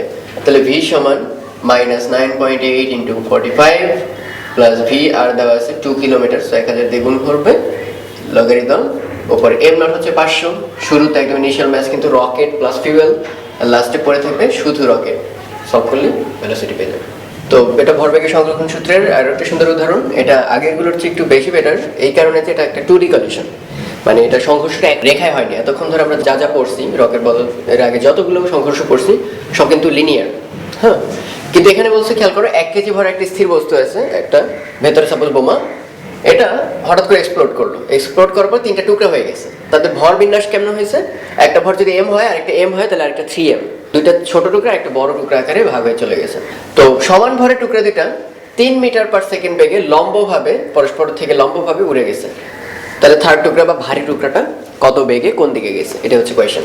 তো আমরা একটু এভাবে আলোচনা করি যে মানে এমনি তো ব্যাপারটা কি, এই একটা বস্তু ছিল, সাপোজ ভিতরে একটা এক্সপ্লোসিভ কিছু একটা ছিল, 3টা টুকরা হয়ে গেছে, একটা টুকরা এই দিকে চলে গেছে, আরেকটা টুকরা এই দিকে চলে গেছে, থার্ড যে বড় টুকরা কমন সেন্স বলে একটু পেছনে যাবে ভরবেগের সংরক্ষণ সূত্র মানতে গিয়ে। তা আমরা একটু অ্যানালিটিক্যালি দেখি। সাপোজ এই একটা টুকরা এদিকে যাচ্ছে, আর একটা টুকরা এদিকে যাচ্ছে, এইখানে যাচ্ছে এম ভরের টুকরাটা, এখানে যাচ্ছে এম ভরের টুকরাটা। তাহলে আমাদের কমন সেন্স বলে, মোটামুটি কমন সেন্স লাগবে না, তাতেও পারবো আর কি, এইদিকে যাবে 3m ভরেরটা। কারণ কি, এই দুইজনের মিলিত ভরবেগ কোন দিকে? তো একদম যদি সহজে আমরা আলোচনা করতে চাই, তাহলে দেখো এই যে দুইটা টুকরা আছে যেটা সমান ভরের ছোট টুকরা, তাদের মোট ভরবেগ, এটার কথা আপাতত ভাববো না, তাদের মোট ভরবেগটা কি হবে? সমান্তরাল সূত্র অনুসারে এই যে এই লাল দাগটা, এই ভেক্টরটা হবে তাদের মোট ভরবেগ। তো এইটা যখন আমরা আঁকবো তখন এটাও নেই এটাও নেই, আমরা আগেও শিখছি যে দুইটা কম্পোনেন্ট দিয়ে লব্ধি হলে একটাই বল, দুইটা মিলিত ভাবে। তাহলে নিশ্চয়ই থার্ডটাকে এমন দিকে যেতে হবে যার মান হবে সমান এবং বিপরীত। কারণ আমরা জানি ভরবেগ সংরক্ষিত থাকতে হবে, আগে ছিল 0, নতুন অবস্থায় এই দুইটা মিলে হতে হবে 0। তাহলে এইটার অপোজিট অবশ্যই তাকে যেতে হবে। তাহলে একদম যদি ভেক্টর অ্যানালাইসিস ভাবেও করি, তাহলে একদম সিম্পলি করা যায়। খেয়াল করো যে এই লব্ধিটা আমরা বের করে ফেলি। লব্ধিটা হবে, এই অ্যাঙ্গেলটাকে ধরলাম থিটা। তাহলে আমরা কি জানি, লব্ধি r সমান √, সেই যে p square plus q square plus, সেরকম আমরা আদি ভরবেগ স্কয়ার এইটার plus 2 into p1 p2 cos মধ্যবর্তী কোণটা 90। তাহলে cos 90, মানে ওই পার্টটা নাই আসো। তাহলে প্রথমটার ভরবেগটা কত? ভর হচ্ছে m, বেগ হচ্ছে কত? 30। ওকে, তাহলে ভরবেগ এটার স্কয়ার প্লাস একইভাবে এটারও কত, একই অবস্থা, m ইন্টু 30 তার স্কয়ার, আর cos 90 0। তাহলে আমরা পাচ্ছি কি 2 ইন্টু 30m হোল স্কয়ার। তাহলে রুট করলে দাঁড়াচ্ছে কত? 30m √2। এই হচ্ছে মোট ভরবেগ কোন দিকে? এই দিকে। এবং অ্যাঙ্গেলটাও কত বের করে রাখতে পারবা ইজিলি, tan থিটা সমান কি, লম্ব এই ভরবেগটা, that is m into 30 by ভূমি এই ভরবেগটা m ইন্টু 30, দ্যাট ইজ 1। তার মানে থিটা আমরা পাচ্ছি 45 ডিগ্রিজ। কিন্তু এটা তো এই দুইটার মিলিত ভরবেগ, তাহলে থার্ডটার ভরবেগ হবে এর উল্টা দিকে, এবং সেটা অবশ্যই এই হচ্ছে থার্ডটার ভরবেগ। তাহলে থার্ডটার ভর আমরা কত জানি? 3m। তার বেগ কত সেটাই নির্ণয় করতে হবে। ধরলাম কত? v। দেখো m বাদ চলে যাচ্ছে, পরে থাকলে হচ্ছে v সমান 30√2 ডিভাইডেড বাই 3, দ্যাট ইজ 10√2। এটা গেল বেগের মান। কোন দিকে যাবে সেটা আমরা অলরেডি বের করে ফেলছি। এটা যদি 45 হয়, তাহলে বুঝতে পারতেছি এই অ্যাঙ্গেলটা কত? 135, 180 বিয়োগ 45, 135 ডিগ্রি। তার মানে তুমি কোয়েশ্চেন করতে পারো যে অনুভূমিক দিকে যেটা ছিটকে চলে যাচ্ছে তার সঙ্গে 135 ডিগ্রি কোণে নিচের দিকে বা দক্ষিণ দিকে। এবার যদি আমরা পুরো ব্যাপারটাকে কড়াকড়ি বা রিগোরাস সিস্টেমে দেখাই, তাহলে আমাদের এইভাবে করা উচিত যে দুটো টুকরা এইদিকে চলে গেছে, আর আরেকটা টুকরা কোন দিকে যাবে জানি না, ধরে নেব এইদিকে, এবং আমরা ধরে নিলাম ওই দিকটা হচ্ছে ভার্টিক্যালের সাথে থিটা কোণ তৈরি করে। তাহলে এইদিকে তাদের কোন ভরগুলো গেল, সাপোজ m ভরের বস্তুটা এইখানে গেল, m ভরের বস্তুটা এইদিকে গেল মধ্যবর্তী কোণ 90, আর এইদিকে গেল 3m ভরের বস্তুটা, যেটা কোন বেগে গেছে আমরা জানি না, ধরে নিলাম v বেগে, আর এরা গেছে 30-এ। তাহলে আমাদের ডিউটি হবে এরকম যখনই প্রবলেমটা পাবো তখন এই হচ্ছে আমাদের x অ্যাক্সিস, এটা হচ্ছে y অ্যাক্সিস। এত সুন্দর সবসময় থাকবে না, এটা বলেই দিছে পরস্পর লম্বভাবে যাচ্ছিল। তাহলে আমাদের এই ভরবেগের সংরক্ষণ সূত্রটা একবার x অক্ষ বরাবর খাটাতে হবে, আরেকবার y অক্ষ বরাবর, তারপর আমরা ডিটারমিন করতে পারবো। তাহলে x অক্ষ বরাবর যদি ভরবেগের সংরক্ষণ সূত্র খাটাই, তাহলে যতগুলো ভরবেগ আছে তাদের x অক্ষ বরাবর উপাংশগুলো যোগফল থাকবে আদি এবং শেষে সমান। তাহলে আদিতে কি কি আছে? শুরুতে কিন্তু তারা বিস্ফোরিত অবস্থায় ছিল না। তাহলে আমি যদি টুকরাগুলোকে এভাবে সেপারেট করে দেখাই, এই একটা টুকরা, এই একটা টুকরা, নিচে আরেকটা টুকরা, তাহলে এই টুকরার আদি ভরবেগ 0, এটাও 0, এটাও 0। তাহলে আমরা বলতে পারি শুরুতে আদি ভরবেগ x অক্ষই বলো y অক্ষই বলো সেটা ছিল 0, সমান। এখন নতুন অবস্থায় কিন্তু এটা x অক্ষের দিকেই যাচ্ছে, তাহলে আমরা লিখতে পারি 30 বেগ m, কিন্তু উপাংশটা হবে কিন্তু cos 0 ডিগ্রি এই দিকে উপাংশ। এইটার এই দিকে উপাংশ কত হবে? আবার 30 m cos 90 ডিগ্রি, কারণ সবকিছু আমরা x অক্ষে নিতেছি। এটা যেহেতু y অক্ষে, এইদিকে আসলে উপাংশ নাই, cos 90 আসলে 0। আর এইটার এই দিকে উপাংশ কত? এমনি কোয়েশ্চেন দেখে ইজিলি বলা যায় যে এটা হবে 3m v cos, এটার সাথে অ্যাঙ্গেল আসলে এই টোটাল হচ্ছে 90 প্লাস থিটা, কারণ এটা অলরেডি থিটা আর এতটুকু হচ্ছে 90 ডিগ্রিজ, তাহলে টোটাল হচ্ছে cos 90 প্লাস থিটা। তাহলে এভাবে লেখার একটা সুবিধা হচ্ছে, আমরা একপাশে দেখো কি পাচ্ছি, 0 = 30m প্লাস, এটা তো আবার 0 হবে, ফলে থাকবে 3mv, আর cos 90 প্লাস থিটা কত হয় এই সেকেন্ড কোয়াড্রেন্টে, তার মানে মাইনাস সাইন থিটা। ওকে, তাহলে উভয় পাশ থেকে আমরা m কেটে দিচ্ছি, তাহলে থাকলো 30 = 3v sin থিটা। ওকে, তাহলে একটু সুন্দর করলে আমরা পাচ্ছি v sin থিটা = 30/3 হচ্ছে 10। এই একটা সমীকরণ আমরা পাচ্ছি। এবার এই পুরো ইকুয়েশনটা আমরা কিসের জন্য রিপিট করব? y অক্ষের জন্য। তাহলে y অক্ষের জন্য আমরা যদি ভরবেগের সংরক্ষণ সূত্র খাটাই তাহলে পাচ্ছি আগে যা যা পাচ্ছিলাম সব প্রথমে অবশ্যই 0, কারণ ওটা ছিল একত্রিত অবস্থায়, বোমা তখন বিস্ফোরিত হয়নি। এরপর 30m cos 0, সে জায়গায় লিখে দেবো sin 0, simply replace cos by sin। এখন 30m cos 90, সেখানে লিখে দেবো sin 90। এরপর 3mv cos 90 প্লাস থিটা, এখানে লিখবো sin 90 প্লাস থিটা। ওকে, সলভ করলে এখানে sin 0 এর ভ্যালুটা 0 চলে আসবে। সো থাকবে হচ্ছে 30m sin 90 হচ্ছে 1 equal to minus 3mv R sin 90 plus theta second কোয়াড্রেন্টে এবং পজিটিভ, সো cos থিটা। তাহলে এখান থেকে পাচ্ছি v cos থিটা ইকুয়াল টু mm কাটা উভয় পক্ষ থেকে মাইনাস 10। তাহলে এখানে কি পাচ্ছ? v cos থিটা, ওখানে পাচ্ছ v sin থিটা। এরপর শেয়ার ত্রিকোণমিতি সিম্পলি স্কয়ার করে যোগ করো, তাহলে v square cos square theta plus v square sin square theta মিলে হবে কত? v square sin square theta plus cos square theta হচ্ছে 1। আর ডান পাশে কি থাকতেছে? মাইনাস 10 স্কয়ার হচ্ছে 100, 8n স্কয়ার হচ্ছে 100, দ্যাট ইজ 200। তার মানে v হবে 2 ইনটু 100, এবং আমাদের একটু আগে অ্যানসার কিন্তু তাই এসেছিল 10√2। এবং অ্যাঙ্গেলটা কত হবে? অ্যাঙ্গেলটা এখান থেকে বের করো, এটাকে এটা দিয়ে ভাগ দাও, তাহলে পরে থাকবে কত? tan theta, right? কারণ এখানে v sin থিটা, ওখানে v cos থিটা, v কাটা যাবে, sin বাই cos হচ্ছে tan। এবং পরে থাকবে দেখো উপরে 10 নিচে -10, দ্যাট ইজ -1। তাহলে আমরা থিটা কাকে ধরছিলাম খেয়াল করো, উলম্বের সাথে, অ্যাঙ্গেলটা কিন্তু থিটা উলম্বের সাথে, এবং সেটা কত বলে দিলাম, এই যে -1 থেকে বুঝতে পারতেছো 1 হয় কখন? 45 ডিগ্রি হলে। ওকে, তাহলে এটা হচ্ছে 45 ডিগ্রি। কিন্তু আমরা যদি সংজ্ঞা দিই, এই যে বস্তুটা দেখতে পাচ্ছ না x অক্ষের দিকে যাচ্ছে, তার সঙ্গে কত? তাহলে অলরেডি এতটুকু হচ্ছে 90 আর 45, 90 যোগ 45, আগের মতো অ্যান্সার হচ্ছে 135। সো আমরা কোশ্চেনে বলে দেব ডান দিকে যে বস্তুটা যাচ্ছে তার সঙ্গে 135 ডিগ্রি কোণে দক্ষিণ পশ্চিম দিকে। ওকে, এখানে দেওয়া আছে যে এ বি সি তিনটা কণা, এ বি সি তিনটা পার্টিকেল, একই বেগ, সবারই ভেলোসিটি হচ্ছে v, তার একটা সমবাহু ত্রিভুজ এবিসি এর মধ্যমা তিনটি বরাবর এগিয়ে যাচ্ছে।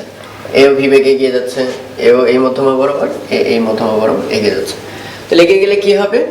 ও বিন্দুতে, যেটা হচ্ছে ওদের ভার কেন্দ্র, মধ্যমা ত্রয়ের ছেদবিন্দু, ওখানে গিয়ে তারা কোলাইড করলো, সংঘর্ষ ঘটলো। এখন সংঘর্ষের পর বলে দিছে এ স্থির হয়ে গেছে, তার মানে এখানে কলিশনের পর এটার বেগ হয়ে গেছে 0, মানে ভরবেগ হয়ে গেছে 0। আর বি, এই যে পথে যাচ্ছিল ওই পথেই আবার রিট্রেস করে ফিরে আসছে। এই যে বি যাচ্ছিল বিও পথে, ওই পথে আবার ব্যাক করছে ওবি পথে। কোয়েশ্চেন করছে সি তাহলে সংঘর্ষের পর কোথায় থাকবে?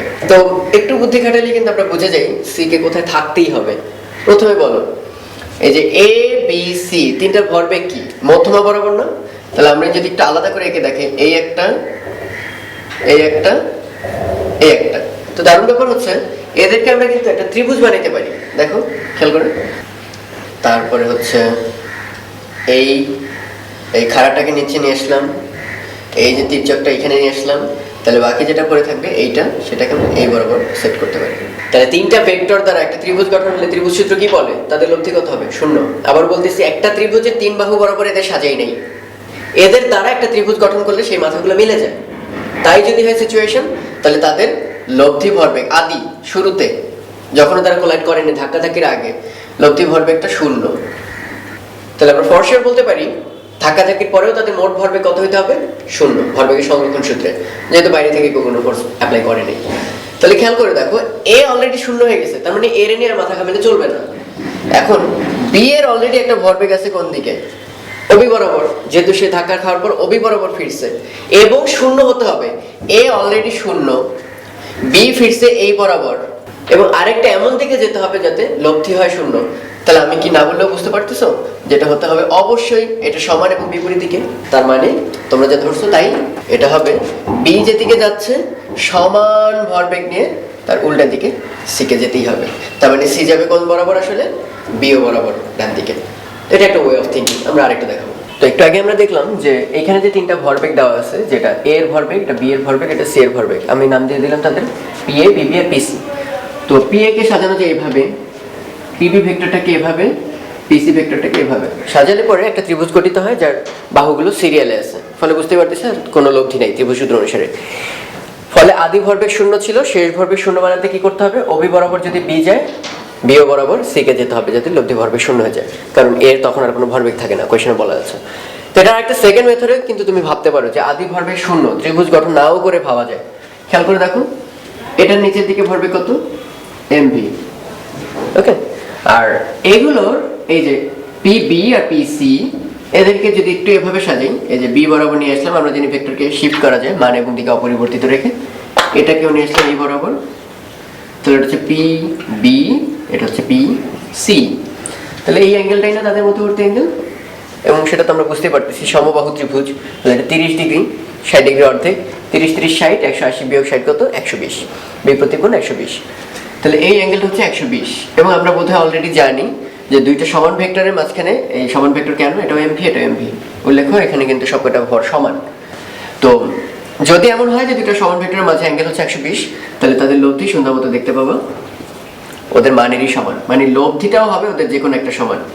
কিভাবে কোয়াইট ইজিলি দেখানো যায়, r সমান কি √p² প্লাস p², মানে ভরবেগ স্কয়ার ভরবেগ স্কয়ার দুটো একই জিনিস, 2 * p * p cos 120। তাহলে পরে থাকলো কি 2p² প্লাস 2p² cos 120 এর মান কত -½ বলা যায়, আর -½ 2 মিলে কত হয়ে যাবে 2p² - p² এর রুট, দ্যাট ইজ √p², তার অর্থ p। তার মানে কম্পোনেন্টের যে মান রেজাল্টেন্টের মানও হবে সেটাই। তাহলে আমরা কি বুঝতে পারতেছি, এই রেজাল্টেন্টের মান হচ্ছে mv, b আর c মিলে, আর উপরে একা a মিলেই হচ্ছে mv নিচের দিকে। তাহলে এদের লব্ধি কত, লব্ধি ভরবেগ হবে 0। তাহলে শুরুতে তাদের লব্ধি ভরবেগ 0, পরেও 0 হতে হবে, যেহেতু b পেছন দিকে রিট্রেস করে ফিরে আসছে, অবশ্যই c তাহলে এই বরাবর যেতে হবে যাতে ফাইনাল ভরবেগের সমষ্টিও 0 হয়। তো এটা তোমাদের বলবিদ্যা বইয়ের খুব পপুলার একটা অঙ্ক, যে একটা গাড়ির ছাদে, সাপোজ এরকম একটা গাড়ি আছে, সেই ছাদ থেকে একটা পেন্ডুলাম ঝুলে দিছি। তো গাড়ি তো আর নর্মালি কি সমবেগে চলে না, অনেক রকম ত্বরণ দেয়। তাহলে একটা ত্বরণে চলতেছে, এ ত্বরণে। তো তোমাদের কি মনে হয়, যদি এ ত্বরণে চলে তাহলে পেন্ডুলাম কি এই অবস্থায় থাকবে কিনা?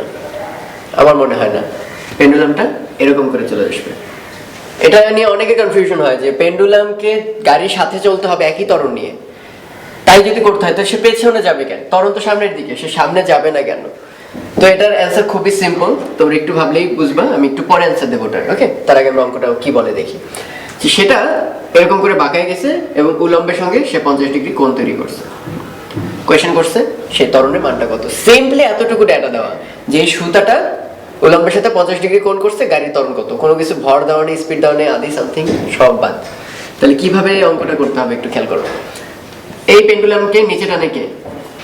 পৃথিবী, আর উপরে টানতেছে সুতা।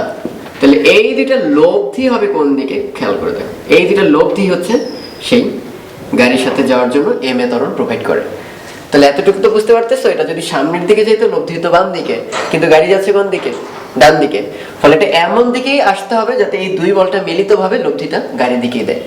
সো কমন সেন্স কি বলে, এটা কখনোই ডানে যাওয়া পসিবল না, বামে যেতে হবে যাতে লব্ধি ত্বরণটা ওইটা সমান হয়। তো এখন আমরা অ্যানালিসিস করব কিভাবে, খেয়াল করো। এই যে টি এর একটা উপাংশ এই, এটা 50, তাহলে এটাও 50 একান্তর কোণ, তাহলে এটা হবে টি cos 50 ডিগ্রি। সেটা বিয়ার করতেছে কাকে? mg কে। আর বাকি রয়ে গেছে কি টি sin 50 ডিগ্রি, সেটাই আসলে প্রোভাইড করতেছে কি m এ, এই ববটার ওই একই পরিমাণ ত্বরণ দিতেছে।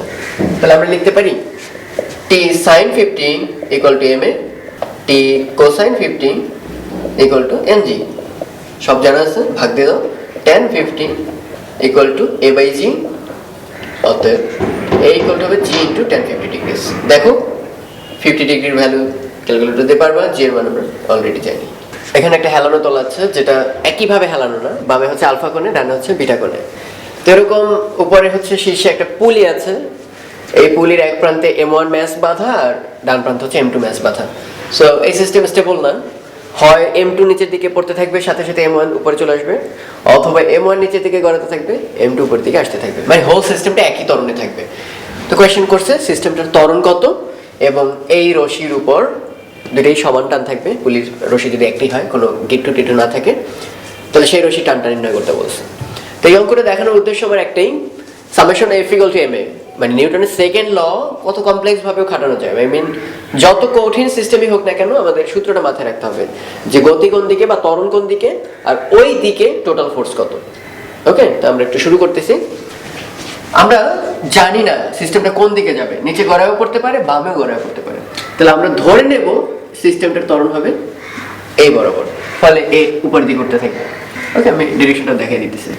এখন আমাদের কাজ হচ্ছে এই ত্বরণের দিকে কি কি ফোর্স আছে। ফোর্স তো অনেকই আছে, আমরা কি কি দেখতে পাচ্ছি।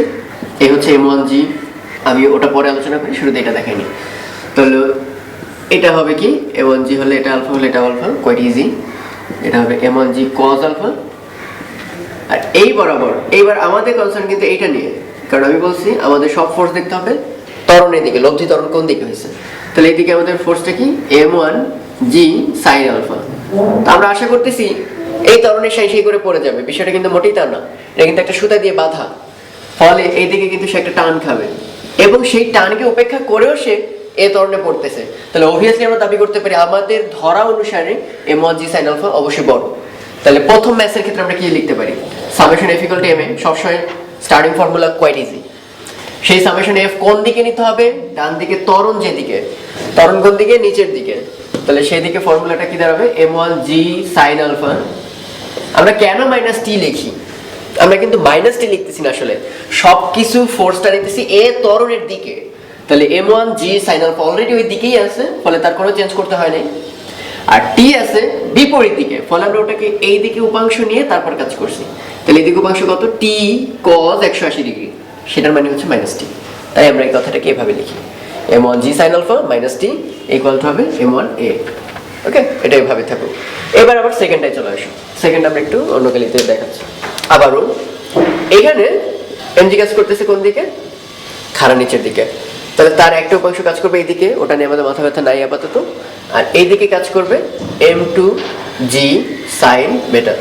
কিন্তু এটা কিন্তু একমাত্র ফোর্স না, এটা মুক্তভাবে পরন্ত বস্তু না, পেছন দিক থেকে আবার একটা সুতার টান কাজ করতেছে, এবং যেহেতু সে উপরের দিকে উঠতেছে, তাহলে আমরা একটা দাবি করতেই পারি এখানে টানটা বড়, সে টানের চোটে এ ত্বরণের উপরে আগে যাচ্ছে। তাহলে আমরা আবারও লিখতে পারি সামেশন f = ma।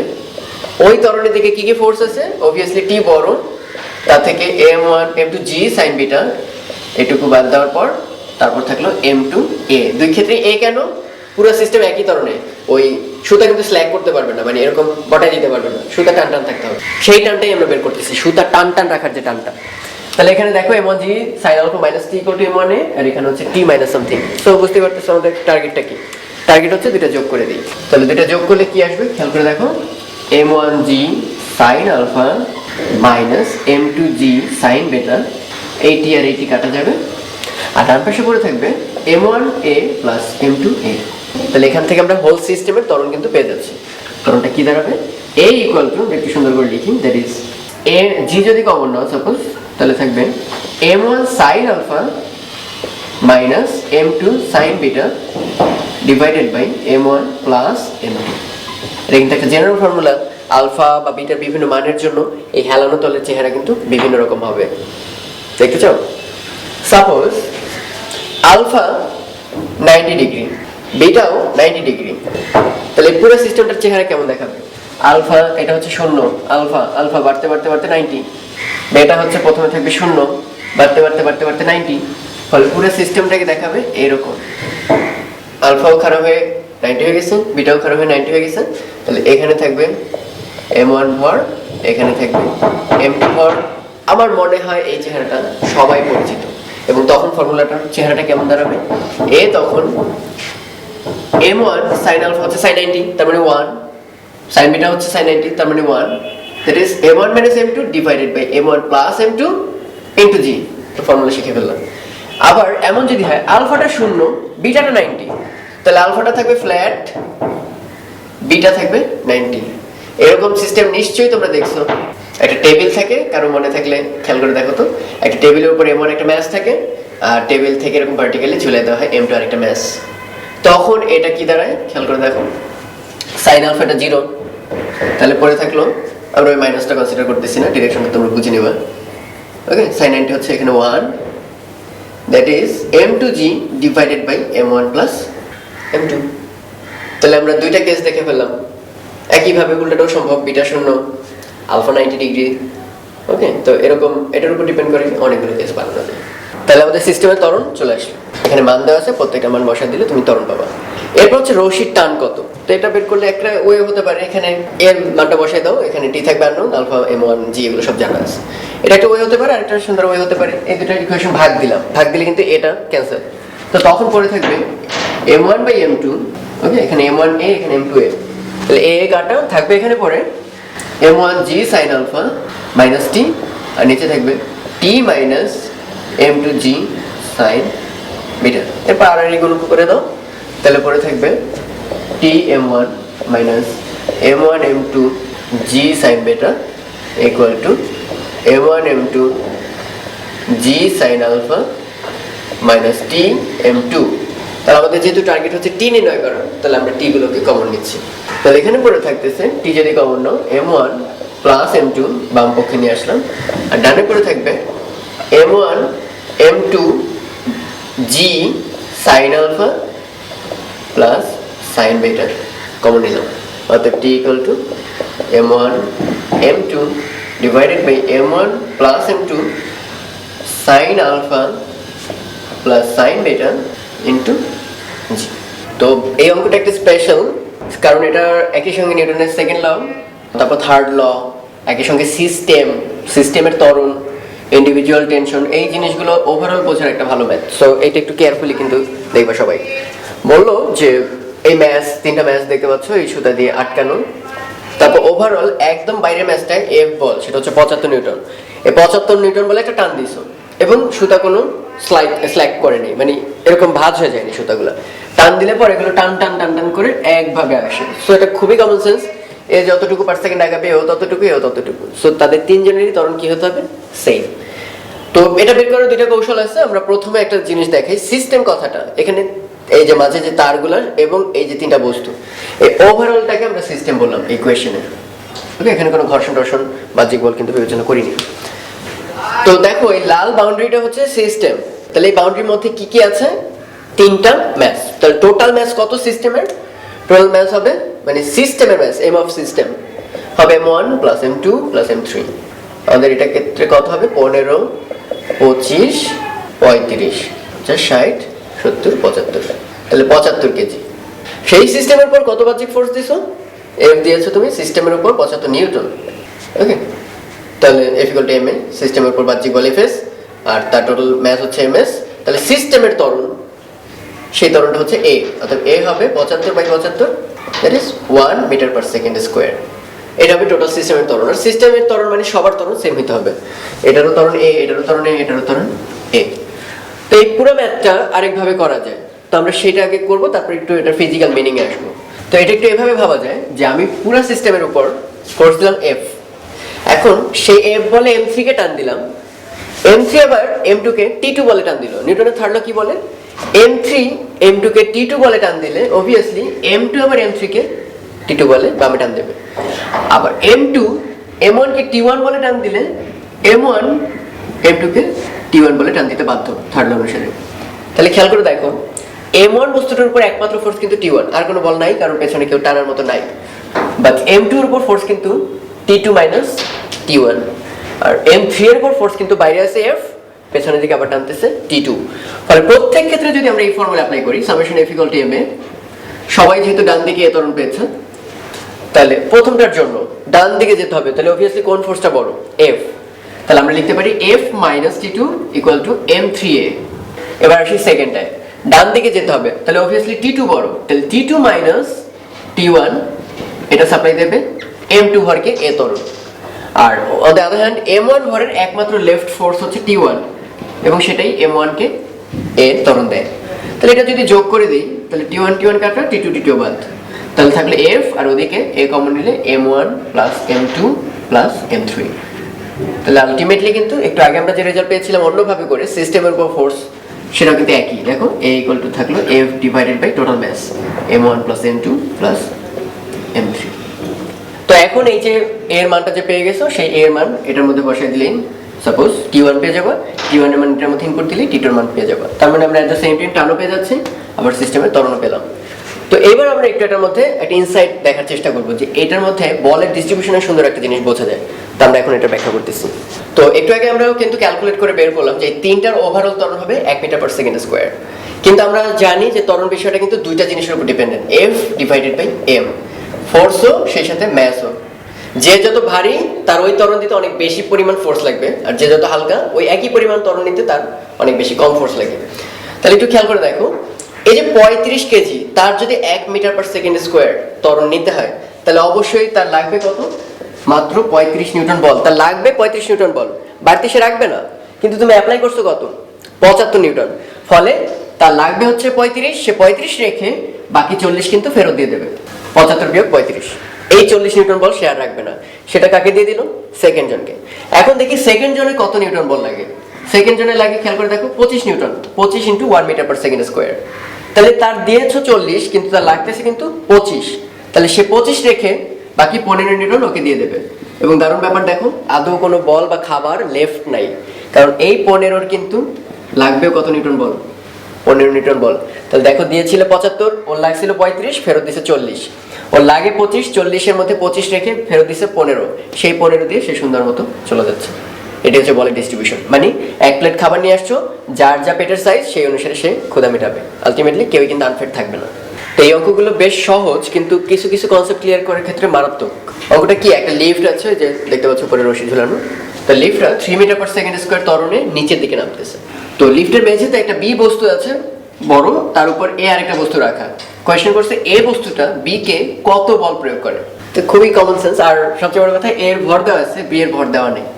এটা একটা টাফ কোয়েশ্চেন মনে হতে পারে যে বি এর ভর ছাড়া কিভাবে করব, কিন্তু অঙ্কটা দেখো, এর যে সিম্পল অঙ্ক কিন্তু আর হয় না আসলে। এ হচ্ছে লিফটের একটা পার্ট দেখাচ্ছে, তার উপর বি, তার উপর এ। তাহলে এখন একটু খেয়াল করে দেখো, মনে করো লিফটার ত্বরণ 0, মানে লিফটার সমবেগে যাচ্ছে কিংবা স্থিরই ধরো, বুঝতে সুবিধা। তাহলে এই অবস্থায় পৃথিবী এ কে কত বলে টানতেছে? ma ইন্টু জি। এখন সে তো নিচে পড়তে যাবে, কিন্তু প্রথমে সে ফেস করলো কাকে? বি এর ফেসটাকে, এই যে বি এর সারফেস। তাহলে বি এর উপর সে কত প্রেসার প্রয়োগ করবে বা বল প্রয়োগ করবে? ma ইন্টু জি। এবং বিও তাকে কত ফিডব্যাক দেবে? ma ইন্টু জি, প্রতিক্রিয়া। এই তো অঙ্কটা। কিন্তু ঝামেলা কখন হয়? ঝামেলা হয় পৃথিবী তোমাকে টানতেছে mag বলে, তুমি চাপ দিতে গিয়ে ও যদি না সরে তাহলে তুমি ফিডব্যাক পাবা mag। বাট ও যদি সরে যায়, তুমি চাপ দিতে যাচ্ছ বিকে, বি যদি আবার ত্বরণের নিচে নেমে যায়, তখন কি আগের মতো চাপ দিতে পারবা? ফলে খুবই কমন সেন্স, তুমি mag বলে চাপ দিতে যাচ্ছিলা, কিন্তু ও যদি না সরে, ও সরে গেলে কিন্তু সেই চাপটা দিতে পারবা না। তখন চাপটা হবে কি? কোয়াইট সিম্পল, খেয়াল করে দেখো। এরপর চাপ হবে তখন সেই যে তোমরা প্রতিক্রিয়ার ক্ষেত্রে পড়ছো, mg দেওয়ার কথা ছিল, কিন্তু এ ত্বরণ আবার নিচে নেমে যাচ্ছে। ফলে আপেক্ষিক ত্বরণ কত? g minus a। ফলে আসলে বি কে সে কত বল দেবে? mag না, তার থেকে আবার ma এই পরিমাণ বাদ। mag কত? 0.5 ইন্টু 9.8 মাইনাস 0.5 ইন্টু অ্যাক্সেলারেশন হচ্ছে 3। এটা সলভ করলে যা আসবে তাই।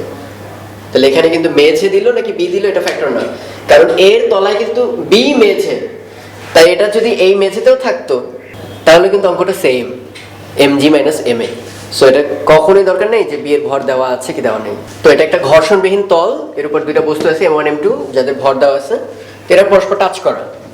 তুমি m1 এই বস্তুটার উপর একটা ফোর্স দিলা, ফোর্সটা হচ্ছে 150 নিউটন।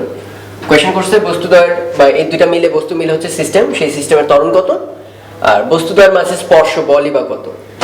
তো এটা একটা চমৎকার প্যারাডক্সের মতো, মানে অনেকেরই মনে এটা সন্দেহ জায়গায়। সেটা হচ্ছে এভাবে ভাবলে কেমন হয় যে এই একটা বস্তু m1 এটার সাথে কন্ট্যাক্টে আছে m2, ফোর্স দিলাম, যথেষ্ট বড় ফোর্স, মানে ফোর্সের মান নিয়ে আমাদের হেডেক নেই, যত খুশি বাড়ানো যাবে। তো f একটা ফোর্স দিলাম, তাহলে f ফোর্স দিলাম কাকে? m1 কে। m1 কাকে ধাক্কা দিলে f বলে? m2 কে, কারণ এরা পরস্পর কন্ট্যাক্টে আছে। তাহলে f একে দিলাম, ও f ফেরত দিল। থার্ড ল কি বলে? m1 m2 কে f দিল ডানে, অতএব m2 m1 কে f দেবে বামে।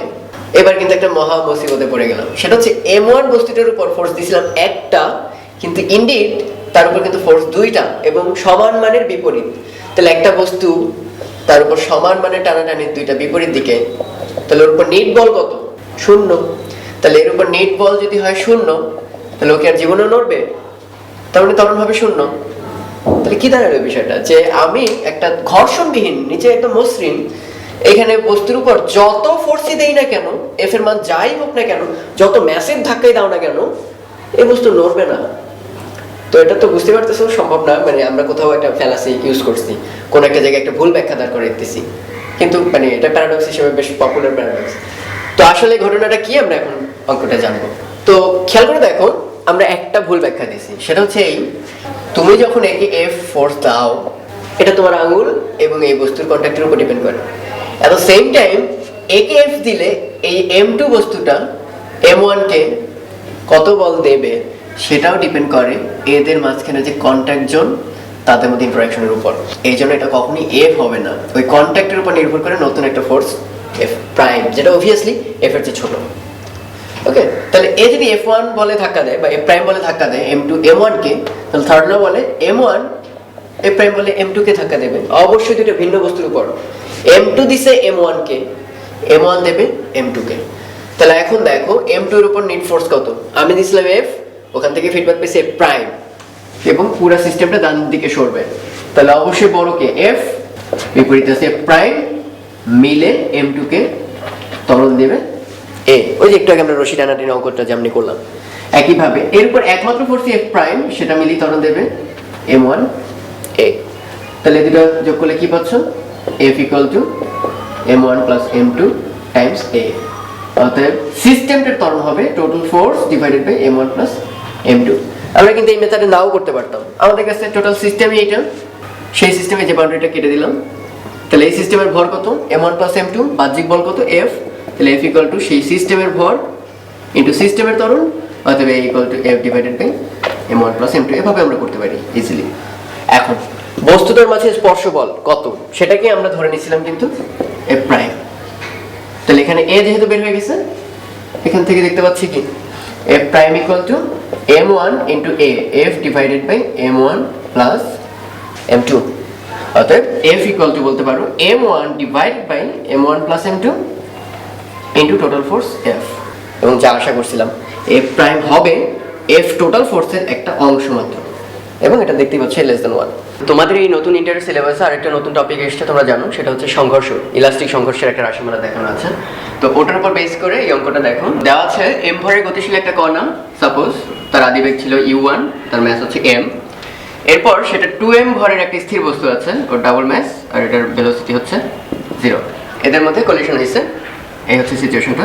তো এরপর তো আমরা জানি ধাক্কাধাক্কির পর কি হয়, ভেলোসিটি চেঞ্জ হয়। তো ধরলাম প্রথম বস্তুর বেগ হয়ে গেছে এখন v1। তো কোয়েশ্চেন করছে দেখাও যে সংঘর্ষের পর সংঘর্ষকারী কণা তার আদি গতিশক্তির 9/8 হারায়।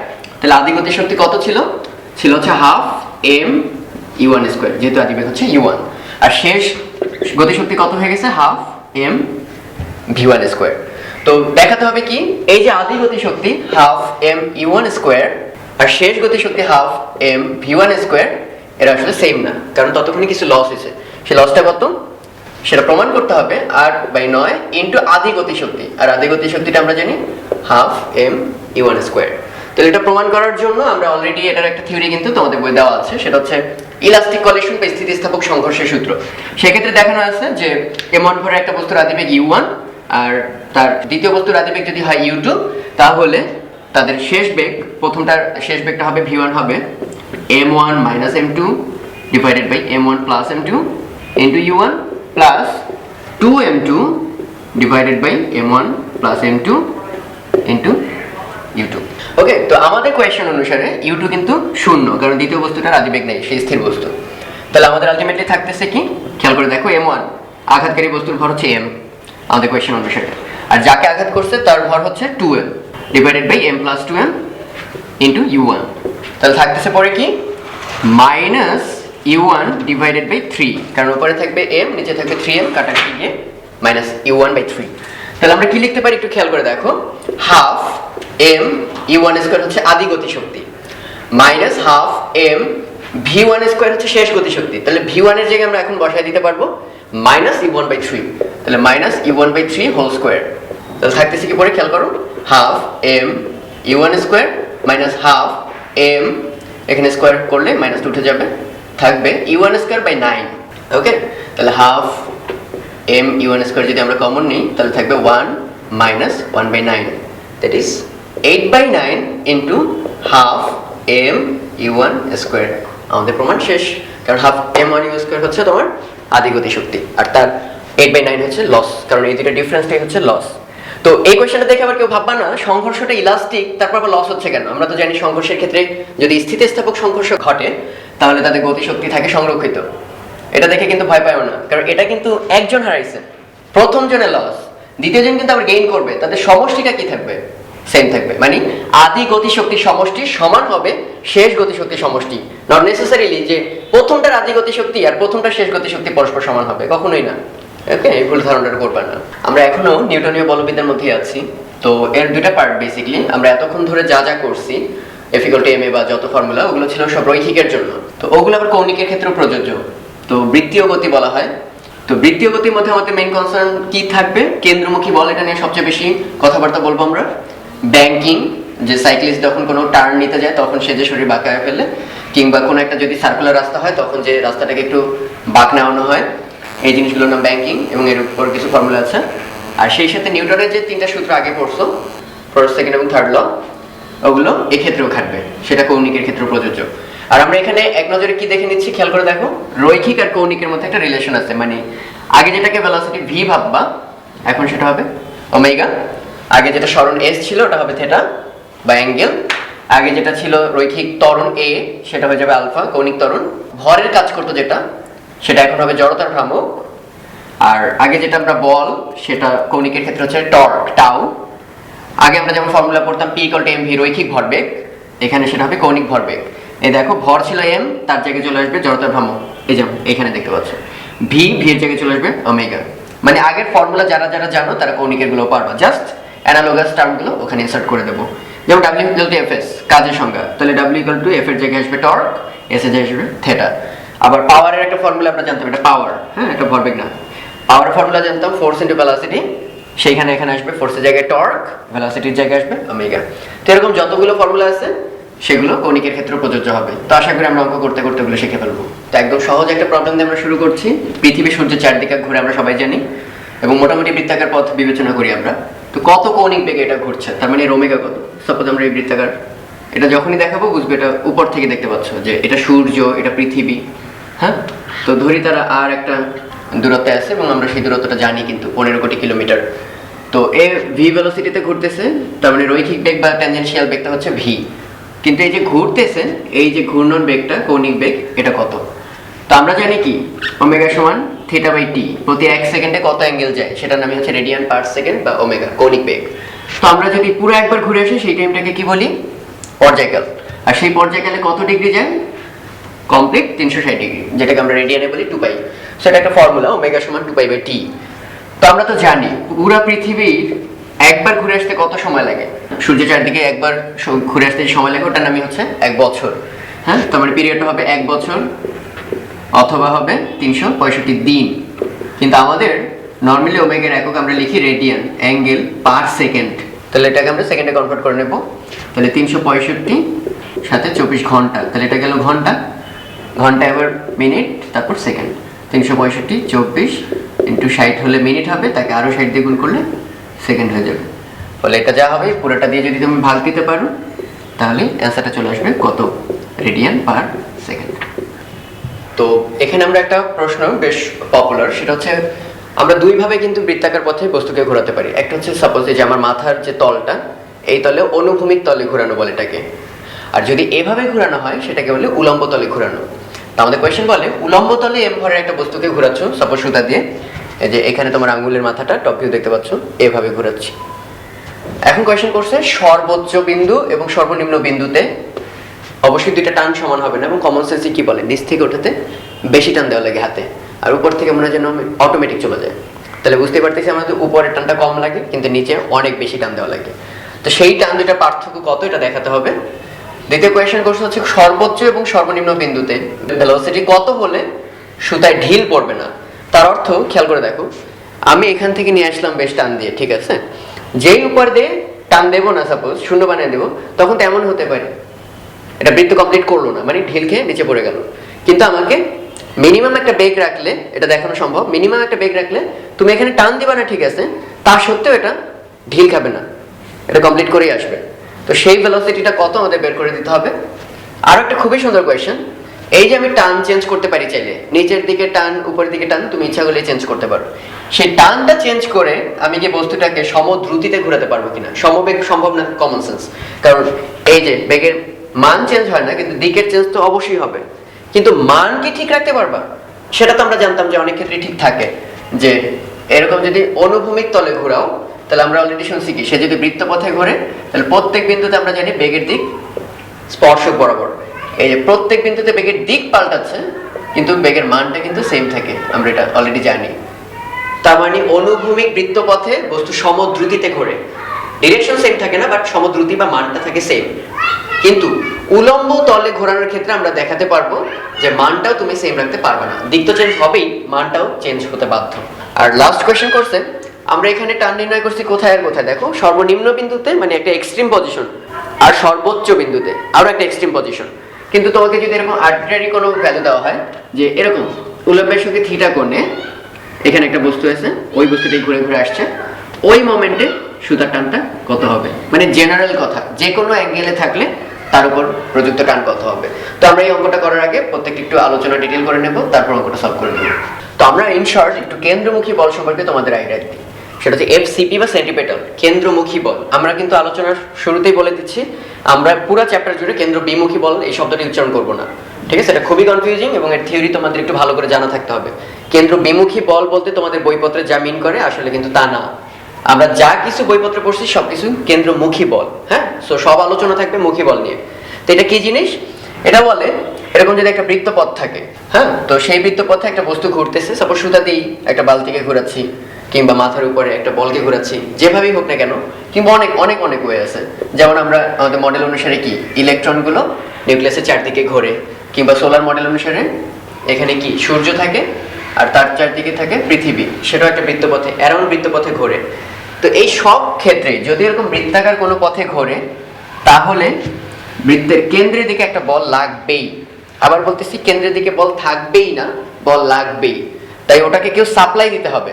যদি না থাকে, কোয়েশ্চেনটা হয় যদি না থাকে তাহলে সে বৃত্তপথে ঘুরবে না। তাহলে ওটার যোগানদাতা নিশ্চয়ই থাকতে হবে, দেখি কোথায় কোথায় যোগানদাতা আছে, আর না থাকলে কি ঘটে।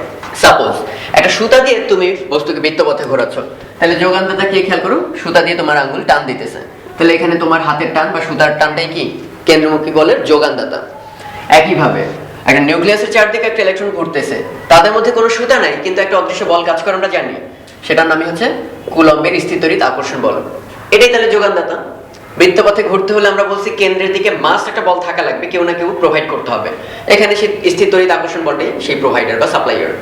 একইভাবে সূর্যের চারদিকে পৃথিবী ঘুরতেছে, তাহলে অবভিয়াসলি তারও সেন্টারে কাউকে না কাউকে একটা বল প্রোভাইড করতে হবে। সেটা আমরা দেখতে পাচ্ছি না কিন্তু আমরা জানি সে আছে, সে হচ্ছে মহাকর্ষীয় বল। একইভাবে এমন যদি হয় একটা সোজা রাস্তা ছিল, একটা গাড়ি আগাচ্ছে, ঠিক আছে, একটা সোজা রাস্তায় গাড়ি যাচ্ছে, কোনো সমস্যা নেই, কিন্তু হঠাৎ করে রাস্তাটা এরকম বাঁক নিল, তাহলে সে যদি কোনো রকম বল না পায়, হ্যাঁ, বাহ্যিক বল যদি শূন্য হয়, তাহলে নিউটনের সূত্র কি বলে, সে যেদিকে ছিল সারা জীবন সেদিকেই যেতে থাকবে। কিন্তু আমরা তো জানি তাকে বাঁক বরাবরও ঘুরে আসতে হবে, যেহেতু তার ভেলোসিটি বাঁক নিচ্ছে, বেগের পরিবর্তন হচ্ছে, কারণ ভেক্টর রাশি দিক চেঞ্জ হলেও চেঞ্জ হয়ে যায়, তাহলে অবশ্যই তাকে সেন্টারের দিকে কেউ না কেউ ফোর্স দিতে হবেই যদি সে বাঁক পথে থাকতে চায়।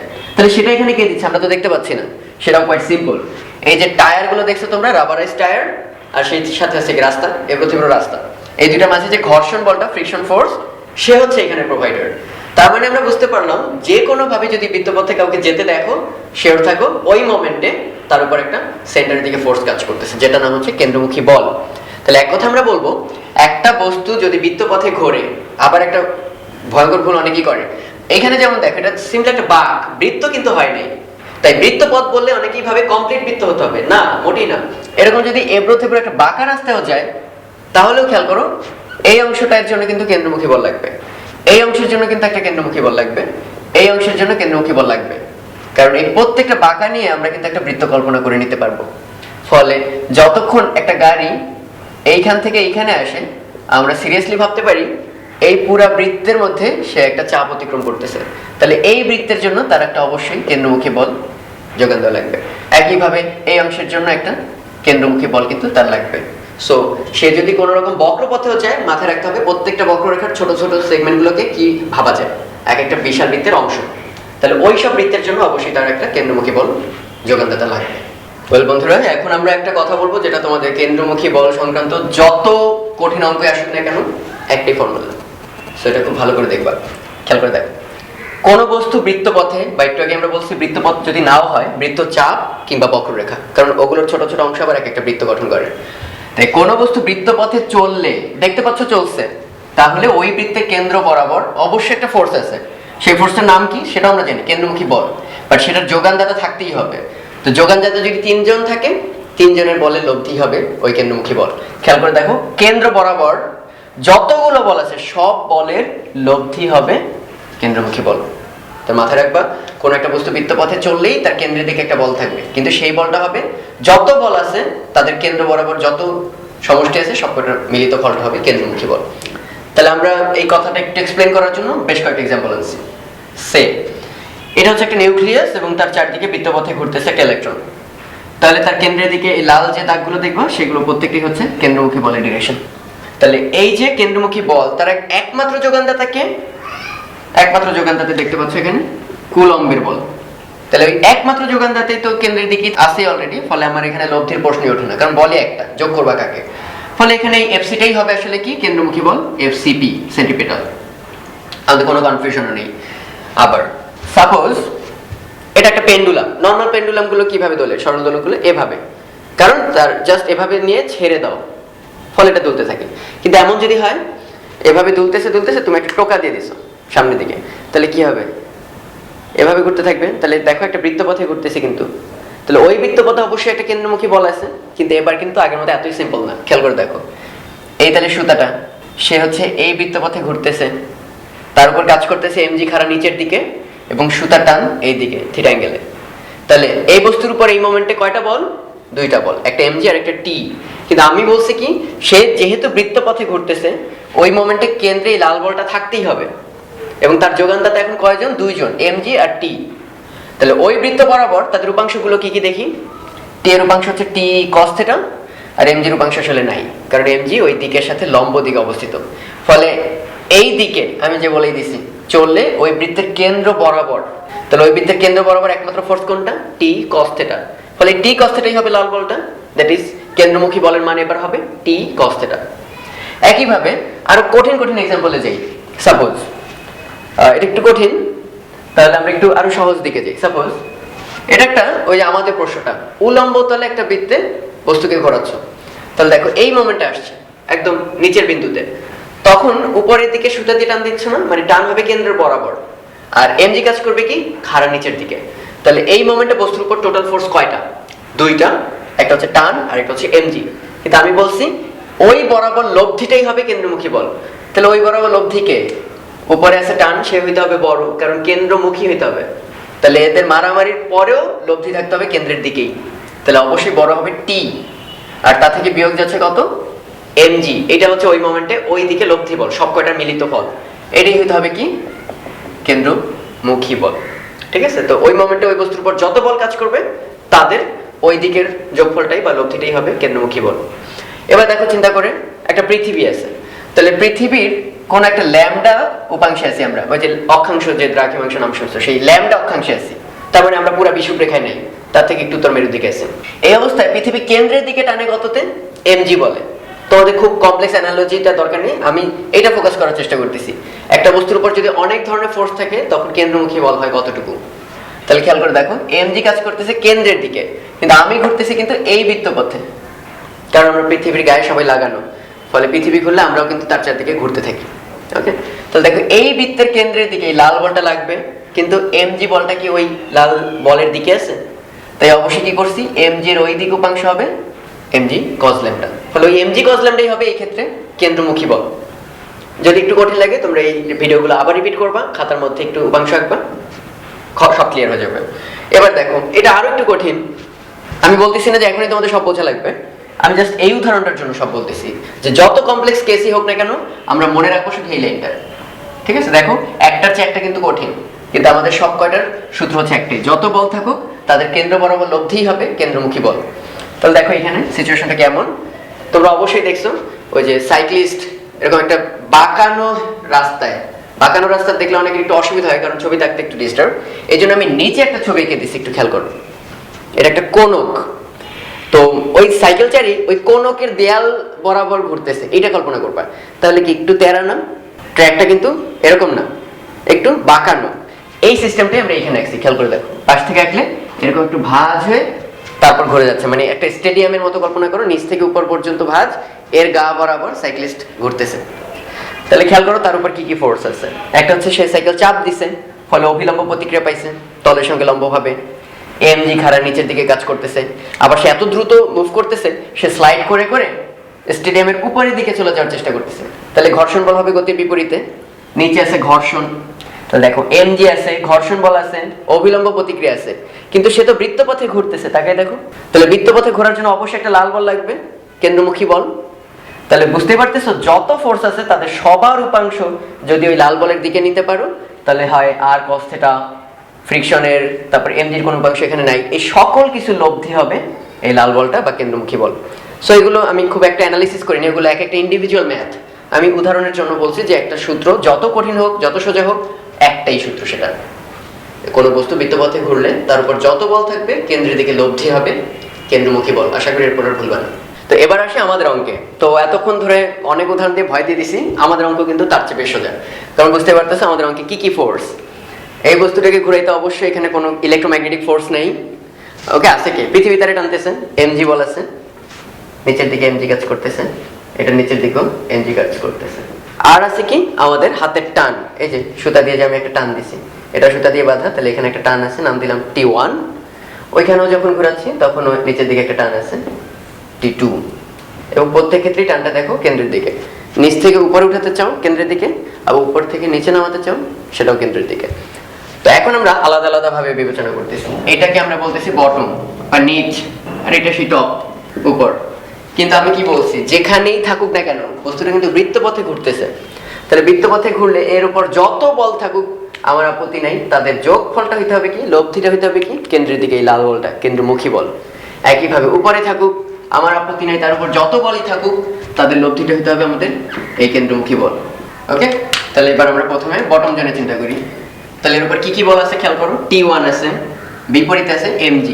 তাহলে T1 তার অপোজিট হচ্ছে mg। T1 আগে লিখলাম কেন, একটু আগে ব্যাখ্যা দিছি, কারণ লব্ধিটা হইতে হবে কোন দিকে, কেন্দ্রের দিকে। তাহলে বড় কি হইতে হবে, T1টা, কারণ তো বুঝতে পারো T1 যদি বড় হয় তাহলে তা থেকে কিছু যদি উল্টা দিকে বিয়োগও যায়, লব্ধি পড়ে থাকবে কোন দিকে, উপরের দিকে। তাহলে খেয়াল করো T1 - mg, এই লব্ধিটা হতে হবে আমরা কি জানি, কেন্দ্রমুখী বল mv²/r। এটা আমরা সবাই জানি, কেন্দ্রমুখী বলের মান হবে mv²/r। কিন্তু একটু সাবধান, এটা মনে করো এইভাবে ঘুরতেছে, তাহলে এইদিকে হবে বেগ, এই নাম দিলাম v1, আর এইদিকে বেগ হবে এইদিকে, নাম দিলাম v2। এই দুইটা বেগ কিন্তু সমান না, মানে পটাপট লিখে ফেলবো না, mv²/r, লিখতে হবে mv1²/r।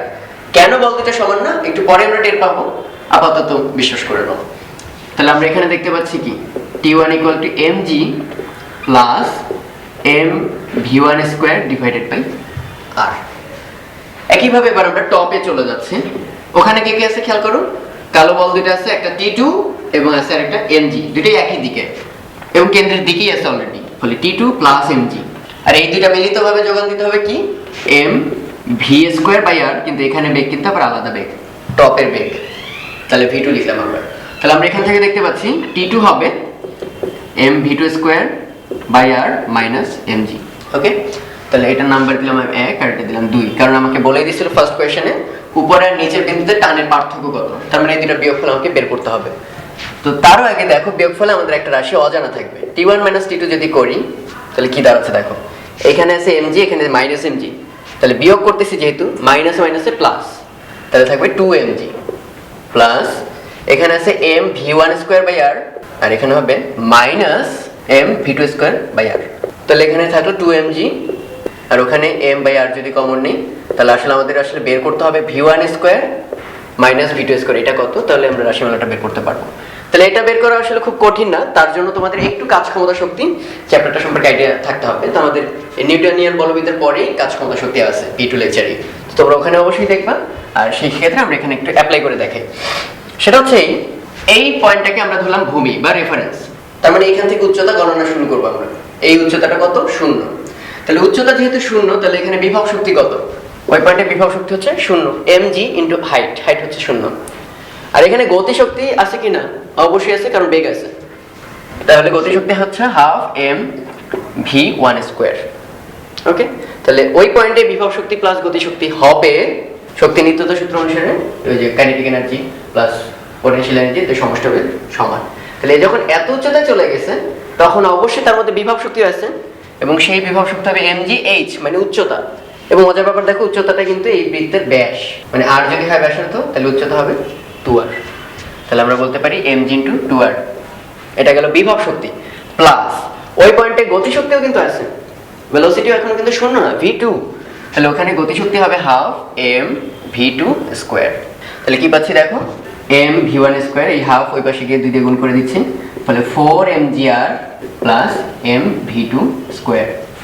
তাহলে এখান থেকে আমরা m m m কাটা দিচ্ছি, ফলে থাকলো v1 square minus v2 square equal two 4gr।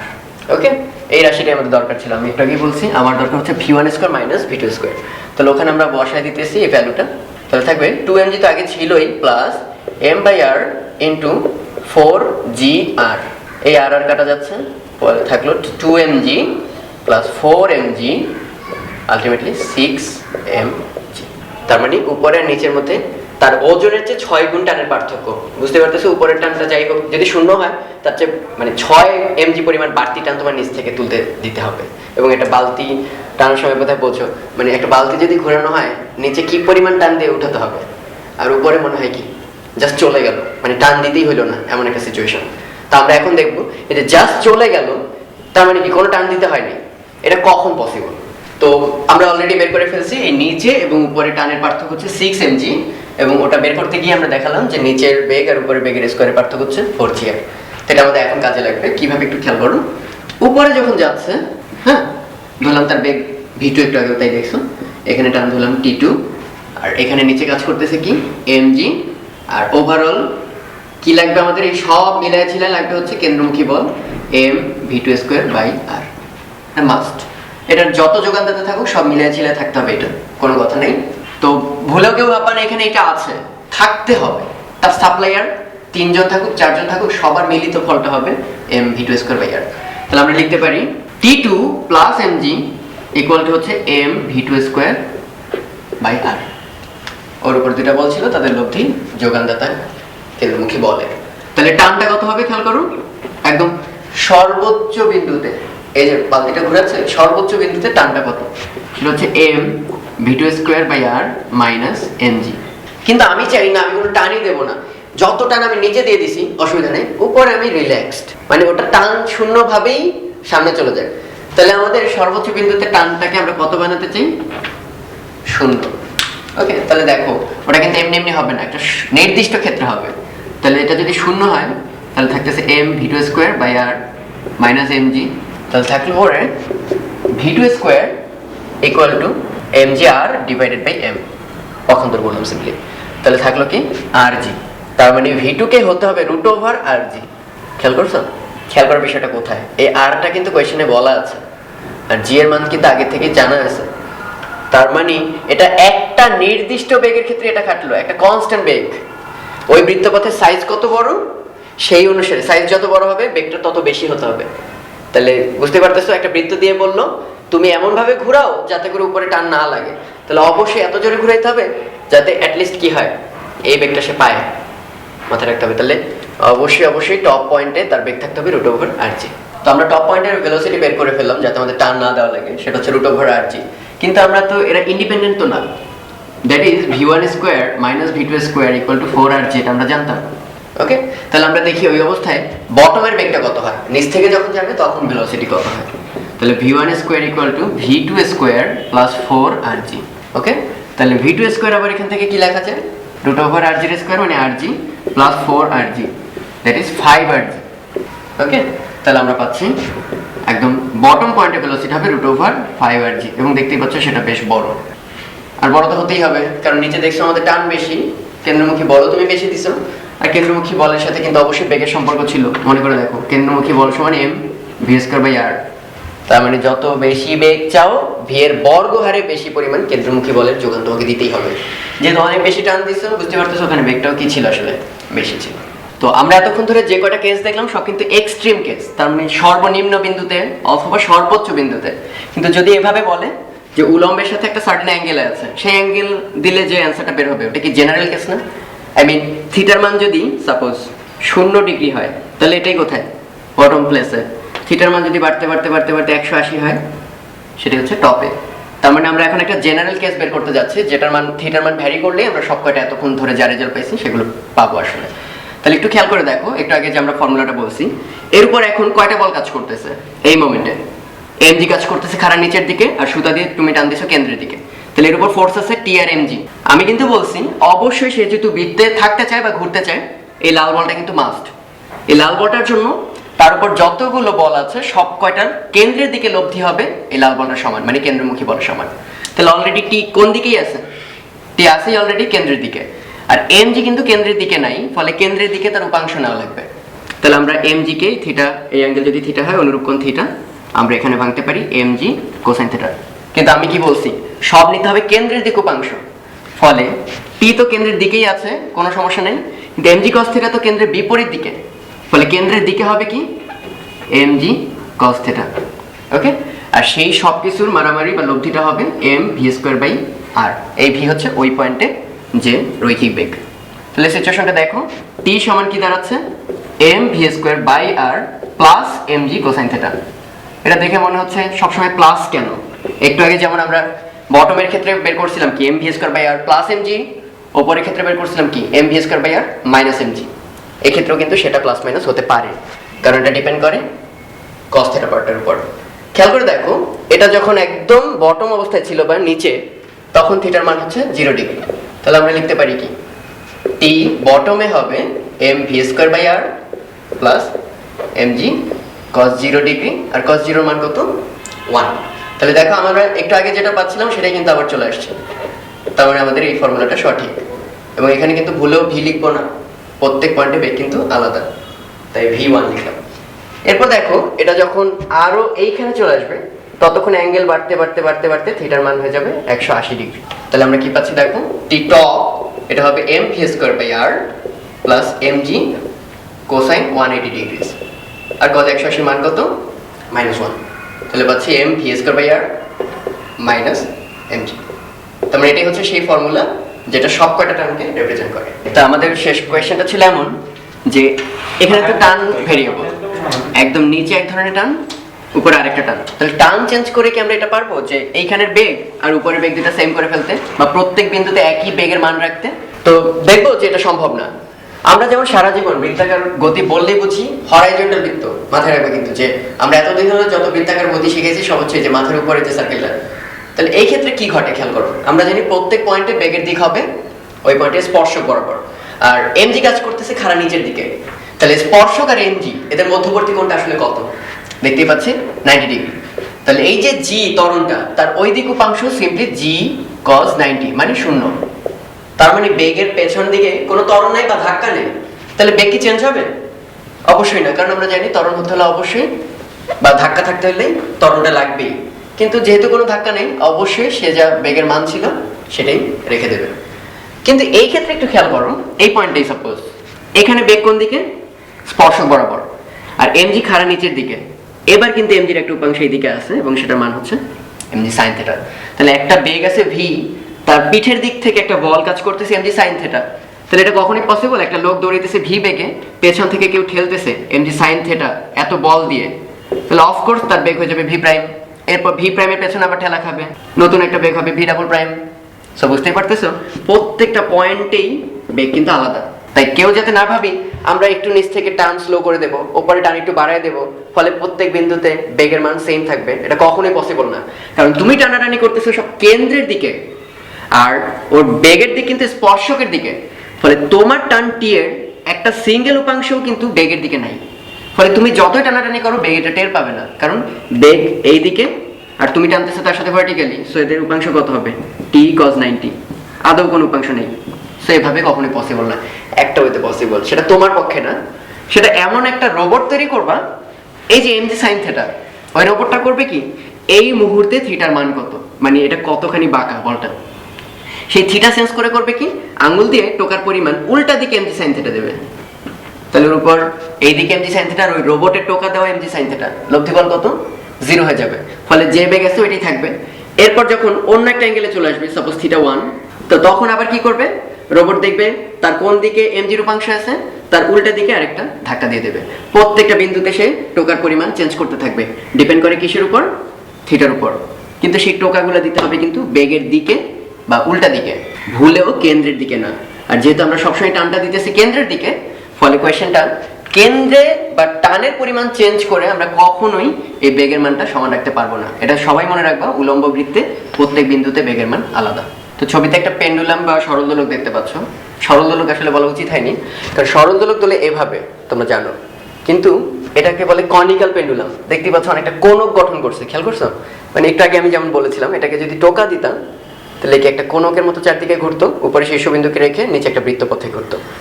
তো নিচে একটা বৃত্তপথে কথাটা উচ্চারণ করার সাথে সাথে আমরা শেয়ার হয়ে গেছি এই বৃত্তের কেন্দ্র বরাবর কেন্দ্রমুখী বল থাকতেই হবে।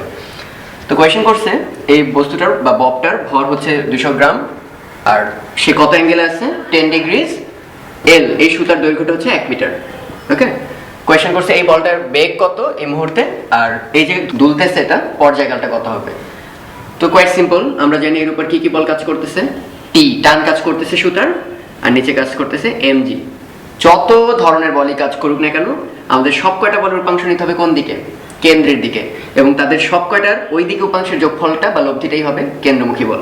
তাহলে এই অ্যাঙ্গেলটা থিটা হলে এটা 90 মাইনাস থিটা, তাহলে এটা কত হবে, টি কজ 90 মাইনাস থিটা। কোন ভেক্টরের যে কোনো দিক উপাংশ হবে ওই ভেক্টরের মান মূল আর ওই দিকের মধ্যবর্তী কোণের cos, all the times cos, পরে অটোমেটিক এটা কত হয়ে যাবে, cos 90 মাইনাস থিটা আসলে t sin থিটা। আর mg এর ওই দিক উপাংশ কত, আসলে নাই, কারণ mg cos 90 ডিগ্রি, তার মানে শূন্য। তাহলে একমাত্র বল কোনটা, t sin থিটা, আর সেটাই প্রোভাইড করতে হবে কি, এখানে যে লাল বলটা থাকে কেন্দ্রমুখী বল, that is m v square divided by r। Okay, আর অন্যদিকে দেখো t এর আরেকটা উপাংশ আছে না এইদিকে, এটা থিটা হলে একান্তর কোণ এটাও থিটা, তাহলে এই দিক উপাংশটা হবে t cos থিটা। এই cos থিটা নিশ্চয়ই mg কে বিয়ার করতেছে। কারো যদি কনফিউশন থাকে তাহলে বলে দিই, অনেকেরই কনফিউশন হয় এই দুটো সমান হয় কেন, আসলে হবেই না কেন, উপরের দিকে কি ববটা যাচ্ছে, উপরে কিংবা নিচে নেমে যাচ্ছে, তার মানে তার উলম্ব বা ভার্টিক্যাল কোনো মোশন নাই। আর ভার্টিক্যাল ত্বরণ না থাকার অর্থ কি, ওইদিকে কোনো বলও থাকতে পারবে না, উপরে আর নিচের বল মিলে কাটাকাটি যেতে হবে। তাহলে t cos θ = mg, তাহলে এই দুটো যদি ভাগ দাও তাহলে কি পাচ্ছ দেখো, sin θ বাই cos θ, t কাটা থাকবে করে tan θ = m v square by r, আর নিচে থাকবে mg। ওকে, তাহলে আমাদের একটা সেই সুপরিচিত formula tan θ = v square by rg। তাহলে ফার্স্ট কোশ্চেনে চাইছি কি, বলের বেগ, অর্থাৎ v = √rg tan θ। থিটার ভ্যালু দেওয়া আছে, রেডিয়াসের মান দেওয়া আছে, ও রেডিয়াসের মান কিন্তু ডাইরেক্ট দেওয়া নাই, দেওয়া আছে হচ্ছে লেংথ l, আমার লাগবে হচ্ছে এই রেডিয়াসটা, বৃত্তের ব্যাসার্ধ। কোয়াইট সিম্পল, এই লেংথের এই দিকের উপাংশটাই হবে ব্যাসার্ধ, তাহলে l cos 90 minus θ, that is l sin θ, এটাই হবে আমাদের কাঙ্ক্ষিত ব্যাসার্ধ। তাহলে ওখানে বসাই দিই আমরা l sin θ, রেডিয়াসের মান, ইন্টু g ইন্টু tan θ কে আবার লেখা যায় sin θ বাই cos θ। একটু সুন্দর করলাম আর কি, না করলেও চলবে। তাহলে পরে থাকবে কি, আর অসুন্দর হয়ে গেছে, l sin square θ g divided by cos θ, এটা রুট। তাহলে এখানে সব ভ্যালু দেওয়া আছে, বলের বেগটা পেয়ে যাবো এখান থেকে। এখন কোয়েশ্চেন হচ্ছে পর্যায়কাল কত। তাহলে পর্যায়কাল বের করবো কিভাবে, একটু খেয়াল করো। এই দুইটা ভাগ দিয়ে আমরা পাইছিলাম যেটা, যে এই যে খেয়াল করে দেখো, tan θ = পাইছি আমরা v স্কয়ার বাই rg, কিন্তু তোমরা তো জানো v কে আবার লেখা যায় ওমেগা r, অবশ্যই বইয়ের এই ফর্মুলাগুলো দেখে নেবা। কৌণিক বেগ আর রৈখিক বেগের মধ্যে সম্পর্ক হচ্ছে v = ওমেগা r, যদি মধ্যবর্তী কোণটা 90 থাকে। তাহলে omega r whole square divided by rg, that is omega square r square by rg, তার মানে omega square r divided by g। কেন ওমেগাতে আনলাম, কারণ আমাকে বের করতে বলছে পর্যায়কাল, আর পর্যায়কালের সঙ্গে ওমেগার একটা সুন্দর রিলেশন আছে, ওমেগা সমান 2π বাই পর্যায়কাল, এটা আমরা সবাই জানি। তাহলে এখান থেকে ওমেগা সমান আসবে g tan θ divided by r এর রুট, ওমেগা বের করে ফেলতে পারলেই t সমান 2π বাই ওমেগা করে তোমরা পর্যায়কালটা বের করতে পারবে। তো এটা ব্যাংকিং এর অনেক সহজ একটা প্রবলেম। দেওয়া আছে 50 মিটার ব্যাসার্ধের একটা বাঁক, ওকে, সেটার মধ্যে একটা ট্রেন যাচ্ছে, সেই ট্রেনের ভেলোসিটি নিরাপদে যদি চলতে চায়, ছিটকে যদি না পড়তে চায়, তাহলে কত বেগ নিয়ে চলতে পারবে ম্যাক্সিমাম। গিভেন ডাটা হচ্ছে ট্রেনের ভেতর আর বাইরের পাতের উচ্চতার পার্থক্য হচ্ছে 0.6 মিটার, আর পাত দুটোর মাঝখানে গ্যাপ হচ্ছে 1 মিটার। তো আমরা যদি একটু সিম্পলিফাইড ছবি দেখাই তাহলে এটা হচ্ছে আসলে ছবিটা। এটা দেখে অনেকের একটু কনফিউশন লাগে যে এখানে ভেতরে পাত কোথায়, ব্যাসার্ধই বা কোথায়। একটু ক্লিয়ার করে বলি, এইটা হচ্ছে বাইরের পাত আর এটা হচ্ছে ভেতরের পাতের শেষ মাথাটা আর কি। যাদের এখনো ক্লিয়ার হয় নাই তাদের জন্য ডান পাশে আমি ছবিটা এঁকে রাখছি। এই ছবিটা হচ্ছে এই অংশটা দেখতে পাচ্ছ না, দুইটা রেল লাইন, এই হচ্ছে তাদের মাঝখানে পাতের পার্থক্য, এই সেই পার্থক্য। এই হচ্ছে বাইরের পাত, এই যে বাইরের পাত, ওকে। আর এই হচ্ছে ডানের যে ভেতরের পাত। এই দুইটার মধ্যে উচ্চতার পার্থক্য এই যে এতটুকু, সেই যে উচ্চতার পার্থক্য এতটুকু। এই পার্থক্যটাই কত দেওয়া আছে, উচ্চতা পার্থক্য হচ্ছে 0.6 মিটার।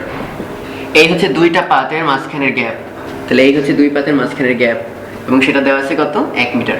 কিন্তু এখানে ব্যাসার্ধ আছে কোথাও, এগুলো কোথাও বৃত্ত কিছু দেখছো? বৃত্ত কিন্তু এই পুরা রাস্তাটা বা একটা বৃত্তচাপ, তাহলে বৃত্তর কেন্দ্র নিশ্চয়ই এইখানে, সেইখান থেকে এর গড় দূরত্বটাই হবে বৃত্তের ব্যাসার্ধ। ভুলেও কেউ ভাবা না এইটা বৃত্তের ব্যাসার্ধ, নিচেরটা অর এই হাইট, এগুলো কোথাও বৃত্তের ব্যাসার্ধ না। বৃত্তটা বাইরে অবস্থিত, তার কেন্দ্র থেকে এই মধ্যবর্তী দূরত্ব যে গড় ব্যাসার্ধ সেটা হচ্ছে বৃত্তের ব্যাসার্ধ, যার ভ্যালু দেওয়া আছে 50 মিটার। ফলে এই ছবিতে কিন্তু কোথাও আমরা সেই বৃত্তের ব্যাসার্ধ দেখাতে পারবো না, ওকে। তাই পুরো ছবিটা সম্পর্কে একটু ভিজুয়ালাইজেশন দরকার নিজেদের মধ্যে। তারপর ফর্মুলা কোয়াইট সিম্পল, tan θ সমান v²/rg। এই হচ্ছে সেই ম্যাক্সিমাম কত বেগে চলতে পারবে, আর হচ্ছে বৃত্তের ব্যাসার্ধ, আর tan θ থিটাটা হচ্ছে অনুভূমিকের সাথে পাত দুটো কত কোণ তৈরি করছে। তাহলে আমরা কি বলতে পারি, tan θ সমান তো জানি লম্ব বাই ভূমি, আর sin θ সমান কি জানেন, sin θ সমান লম্ব বাই অতিভুজ। তো লম্ব দেওয়া আছে 0.6, অতিভুজ দেওয়া আছে 1। তাহলে এখান থেকে তুমি ইজিলি কি বের করে ফেলতে পারবে, থিটার মানটা বের করে ফেলা যাবে। সেই থিটার মানটা যদি এখানে ইনপুট দিই tan θ, আর এর মান 50 মিটার বসাই দাও, জি এর মান যদি 9.8 বসাও, তাহলে এখান থেকে বেগ বের হয়ে আসবে। আচ্ছা, আরেকটা সিম্পল প্রবলেম, এটা দেখতে পাচ্ছ একটা বার, হ্যাঁ, শক্ত একটা কাঠামো, তার এখান থেকে আংটা দিয়ে সাপোজ একটা এই সরলদোলক ঝুলিয়ে দিছি, কিন্তু প্রথমে এই মুক্তভাবে দুলতে দেই নেই। প্রথমে এই এ বিন্দুতে আমি আংটা দিয়ে আটকে রাখছি একটা সুতা দিয়ে, এ বল দিয়ে সাপোজ টান দিয়ে রেখে দিছি। এরপর কি করছে, এটা ছিঁড়ে দিছি। ছিঁড়ে দিলে হবে কি, দুলতে থাকবে, এরকম দুলতে দুলতে বি পয়েন্টে চলে গেল। বি পয়েন্টে নিশ্চয়ই একটা সুতার টান আছে, আর যখন শুরুতে বাধা ছিল তখনও নিশ্চয়ই এই সুতার একটা টান আছে। এই দুইটা টানের অনুপাত কত, এই হচ্ছে আমাদের question. T B divided by T A, এই দুইটা টানের মধ্যে রেশিওটা কত। তো একটু খেয়াল করো, শুরুর কেস যখন এ বিন্দুতে ছিল, ওকে, তো তখন কি সিচুয়েশন ছিল খেয়াল করো, এই বলটার এই দিকে টান ছিল টি এ, এইখানে মনে করো এফ বলে দড়ি দিয়ে বেঁধে রাখছি, এফ একটা বল দিচ্ছে, আর নিচের দিকে কে আছে, এম জি। তাহলে অবভিয়াসলি আমরা কি দাবি করতে পারি, এই যে এই অ্যাঙ্গেলটা ছিল থিটা, ফলে একান্তর কোণ থিটা, টি এর উপাংশ কি হবে, টি A cos theta. T A cos theta বের করবে কাকে, এম জি কে। আর এই যে টি এ sin থিটা যেটা থাকবে ডান পাশে, সেটা বের করবে অবভিয়াসলি এফ কে, কারণ আদারওয়াইজ সে সাম্যাবস্থায় থাকতে পারতো না, প্রত্যেক উপাংশ টানাটানিতে নিঃশেষ হয়ে যেতে হবে। তাহলে আমরা এখানে লিখতে পারি টি এ cos থিটা ইকুয়াল টু এম জি।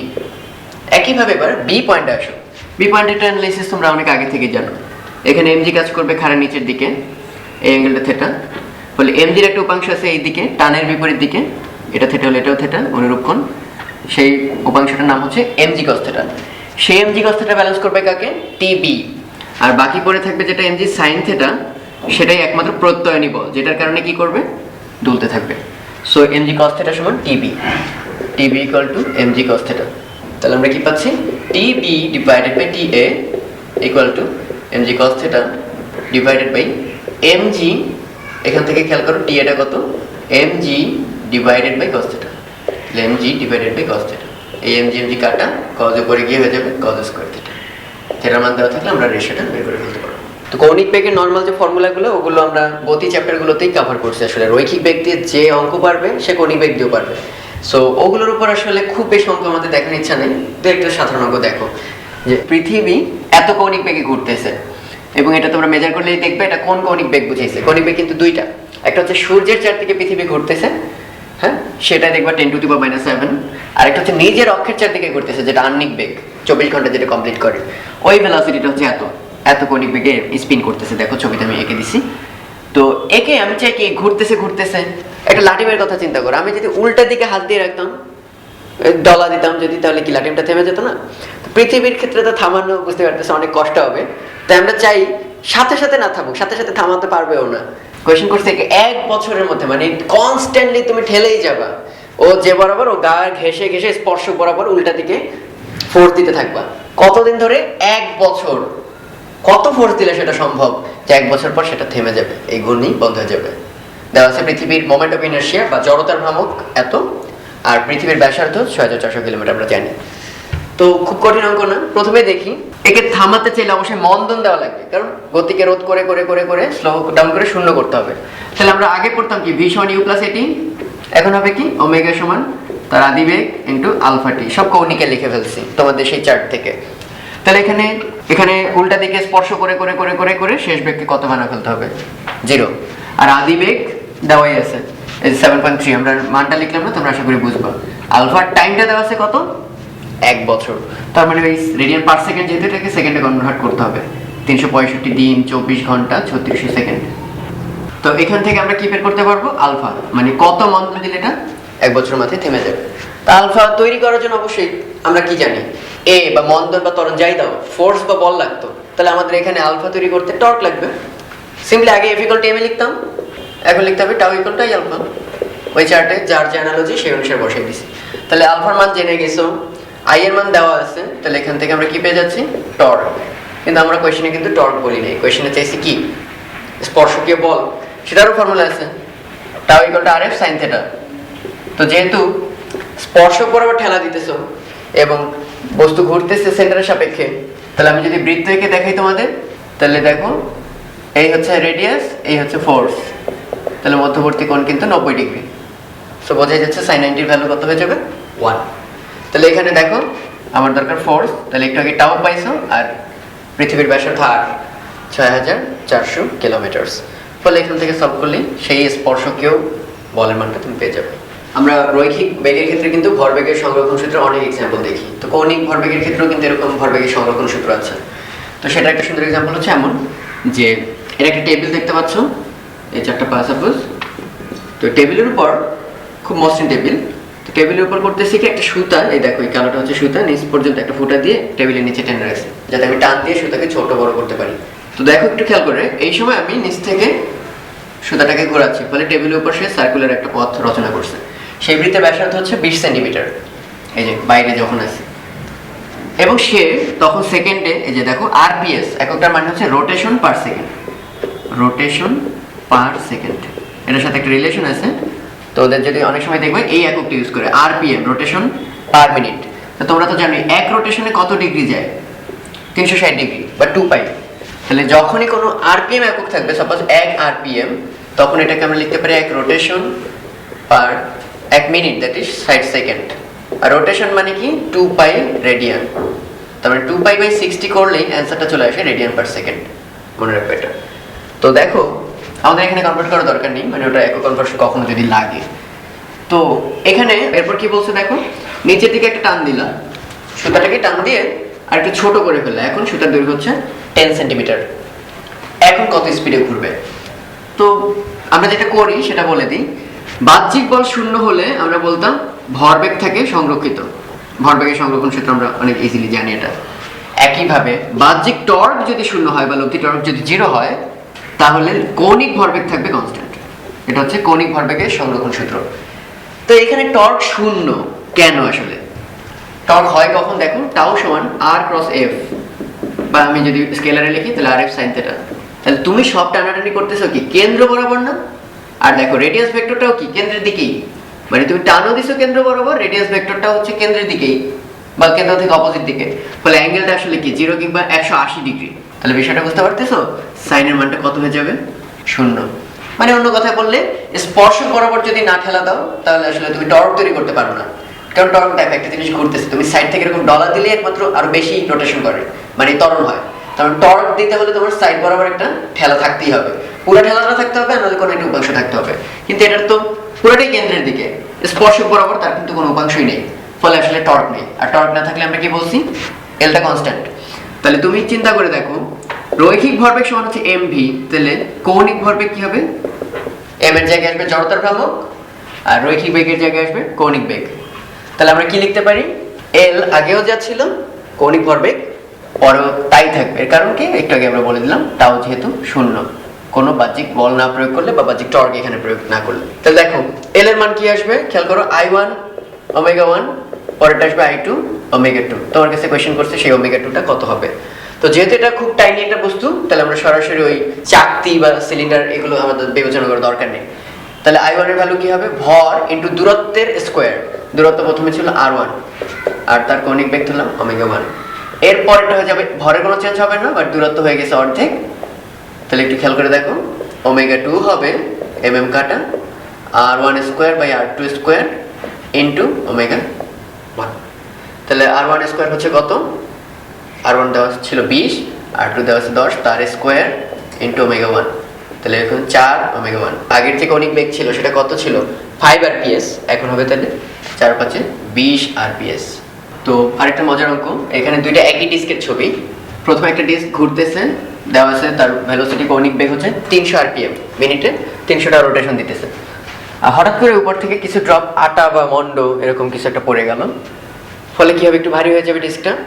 তাহলে রোটেশনটা কমে গেছে, 240 rpm হয়ে গেছে 300 থেকে। তো কোয়েশ্চেন করছে এই যে ডিস্কটা ঘুরতেছিল সেই ডিস্কের জড়তার ভ্রামক কত হবে। তো খেয়াল করে দেখো, এই ডিস্কটা এভাবে ঘুরতেছে, ঠিক আছে, এভাবে। তাহলে কেউ যদি ডিস্কের ভেলোসিটি বাড়াতে চায় বা টর্ক প্রয়োগ করতে চায়, তাহলে ওই সাইডেই ডালা দিতে হবে স্পর্শক বরাবর। কিন্তু উপর থেকে চাপ দিয়ে তো আসলে তার ভেলোসিটি কোনো চেঞ্জ করতে পারবো না, তাই না? যেদিকে মুভ করতেছে ওই দিকেই যদি ঘষা দিই তাহলেই তার ভেলোসিটি বাড়বে। ফলে এই পুটি পড়ার পরে কিন্তু তার টর্ক কিন্তু সে অ্যাপ্লাই করতে পারতেছে না। তার মানে আসলে বাহ্যিক টর্ক কিন্তু নাই এখানে। তাহলে বাহ্যিক টর্ক না থাকলে কি হয়? কৌণিক ভরবেগ কনজার্ভ থাকবে। আগে হচ্ছে কৌণিক ভরবেগ, পরে হচ্ছে কৌণিক ভরবেগ। তো কৌণিক ভরবেগ সমান আমরা কি জানি? রৈখিক ভরবেগ যদি P = mv হয়, কৌণিক ভরবেগ হবে I × ω। তাহলে আমরা লিখতে পারি প্রথম ক্ষেত্রে I1 ω1 হবে, পরের ক্ষেত্রে এই সিস্টেমটার I2 ω2। তাহলে এখানে আমরা লিখতে পারি I1, ওটা আমরা নাম ধরে নিলাম, শুধুমাত্র ডিস্কের যেটা আছে সেটা নামই হচ্ছে I1, আর ω1 দেওয়া আছে 300। ওকে, এটা রাখলাম আমরা। এরপরে কিন্তু চাকতিতে দুইটা জিনিস, একটা চাকতিটা অলরেডি আছে, I1টা আছেই, সেই সাথে দেখো বলে দিছি ওই উপর থেকে যে আটাটা পড়ছিল সেটা 4 সেন্টিমিটার দূরে পড়ছে। তাহলে সে এরকম একটা বৃত্তাকার পথে ঘুরতেছে। তাহলে একটা বস্তু বৃত্ত পথে ঘুরতেছে 4 সেন্টিমিটার দূরে, তার ভরও আছে সাপোজ m, হ্যাঁ, কোয়েশ্চনটা দেওয়া আছে। আর ব্যাসার্ধের একটা বৃত্ত পথে ভর ঘুরতেছে m, তাহলে তার জন্য কি হবে? জড়তার ভ্রামক হবে m × r²। অতি ক্ষুদ্র আমরা পয়েন্ট মেস ধরে নিলাম। তাহলে এখানে পাচ্ছি কি? সে আটার ভর আর দূরত্বটা 4 সেন্টিমিটার ধরলাম r²। তাহলে এখন কিন্তু এই টোটাল জড়তার ভ্রামক ইনটু এই সিস্টেমের ω, নতুন ω, এবং সেটাও দেওয়া আছে 240 rpm। তাহলে দেখো I1 জানা নাই, এখানেও I1টা আমাদের আননোন, কিন্তু ω জানা আছে, m জানা আছে, r² জানা আছে, ω2 জানা আছে। সো সব জানা আছে। আলটিমেটলি আমরা এখান থেকে সলভ করি এই চাকতি বা ডিস্কটার জড়তার ভ্রামকটা বের করে ফেলতে পারবো।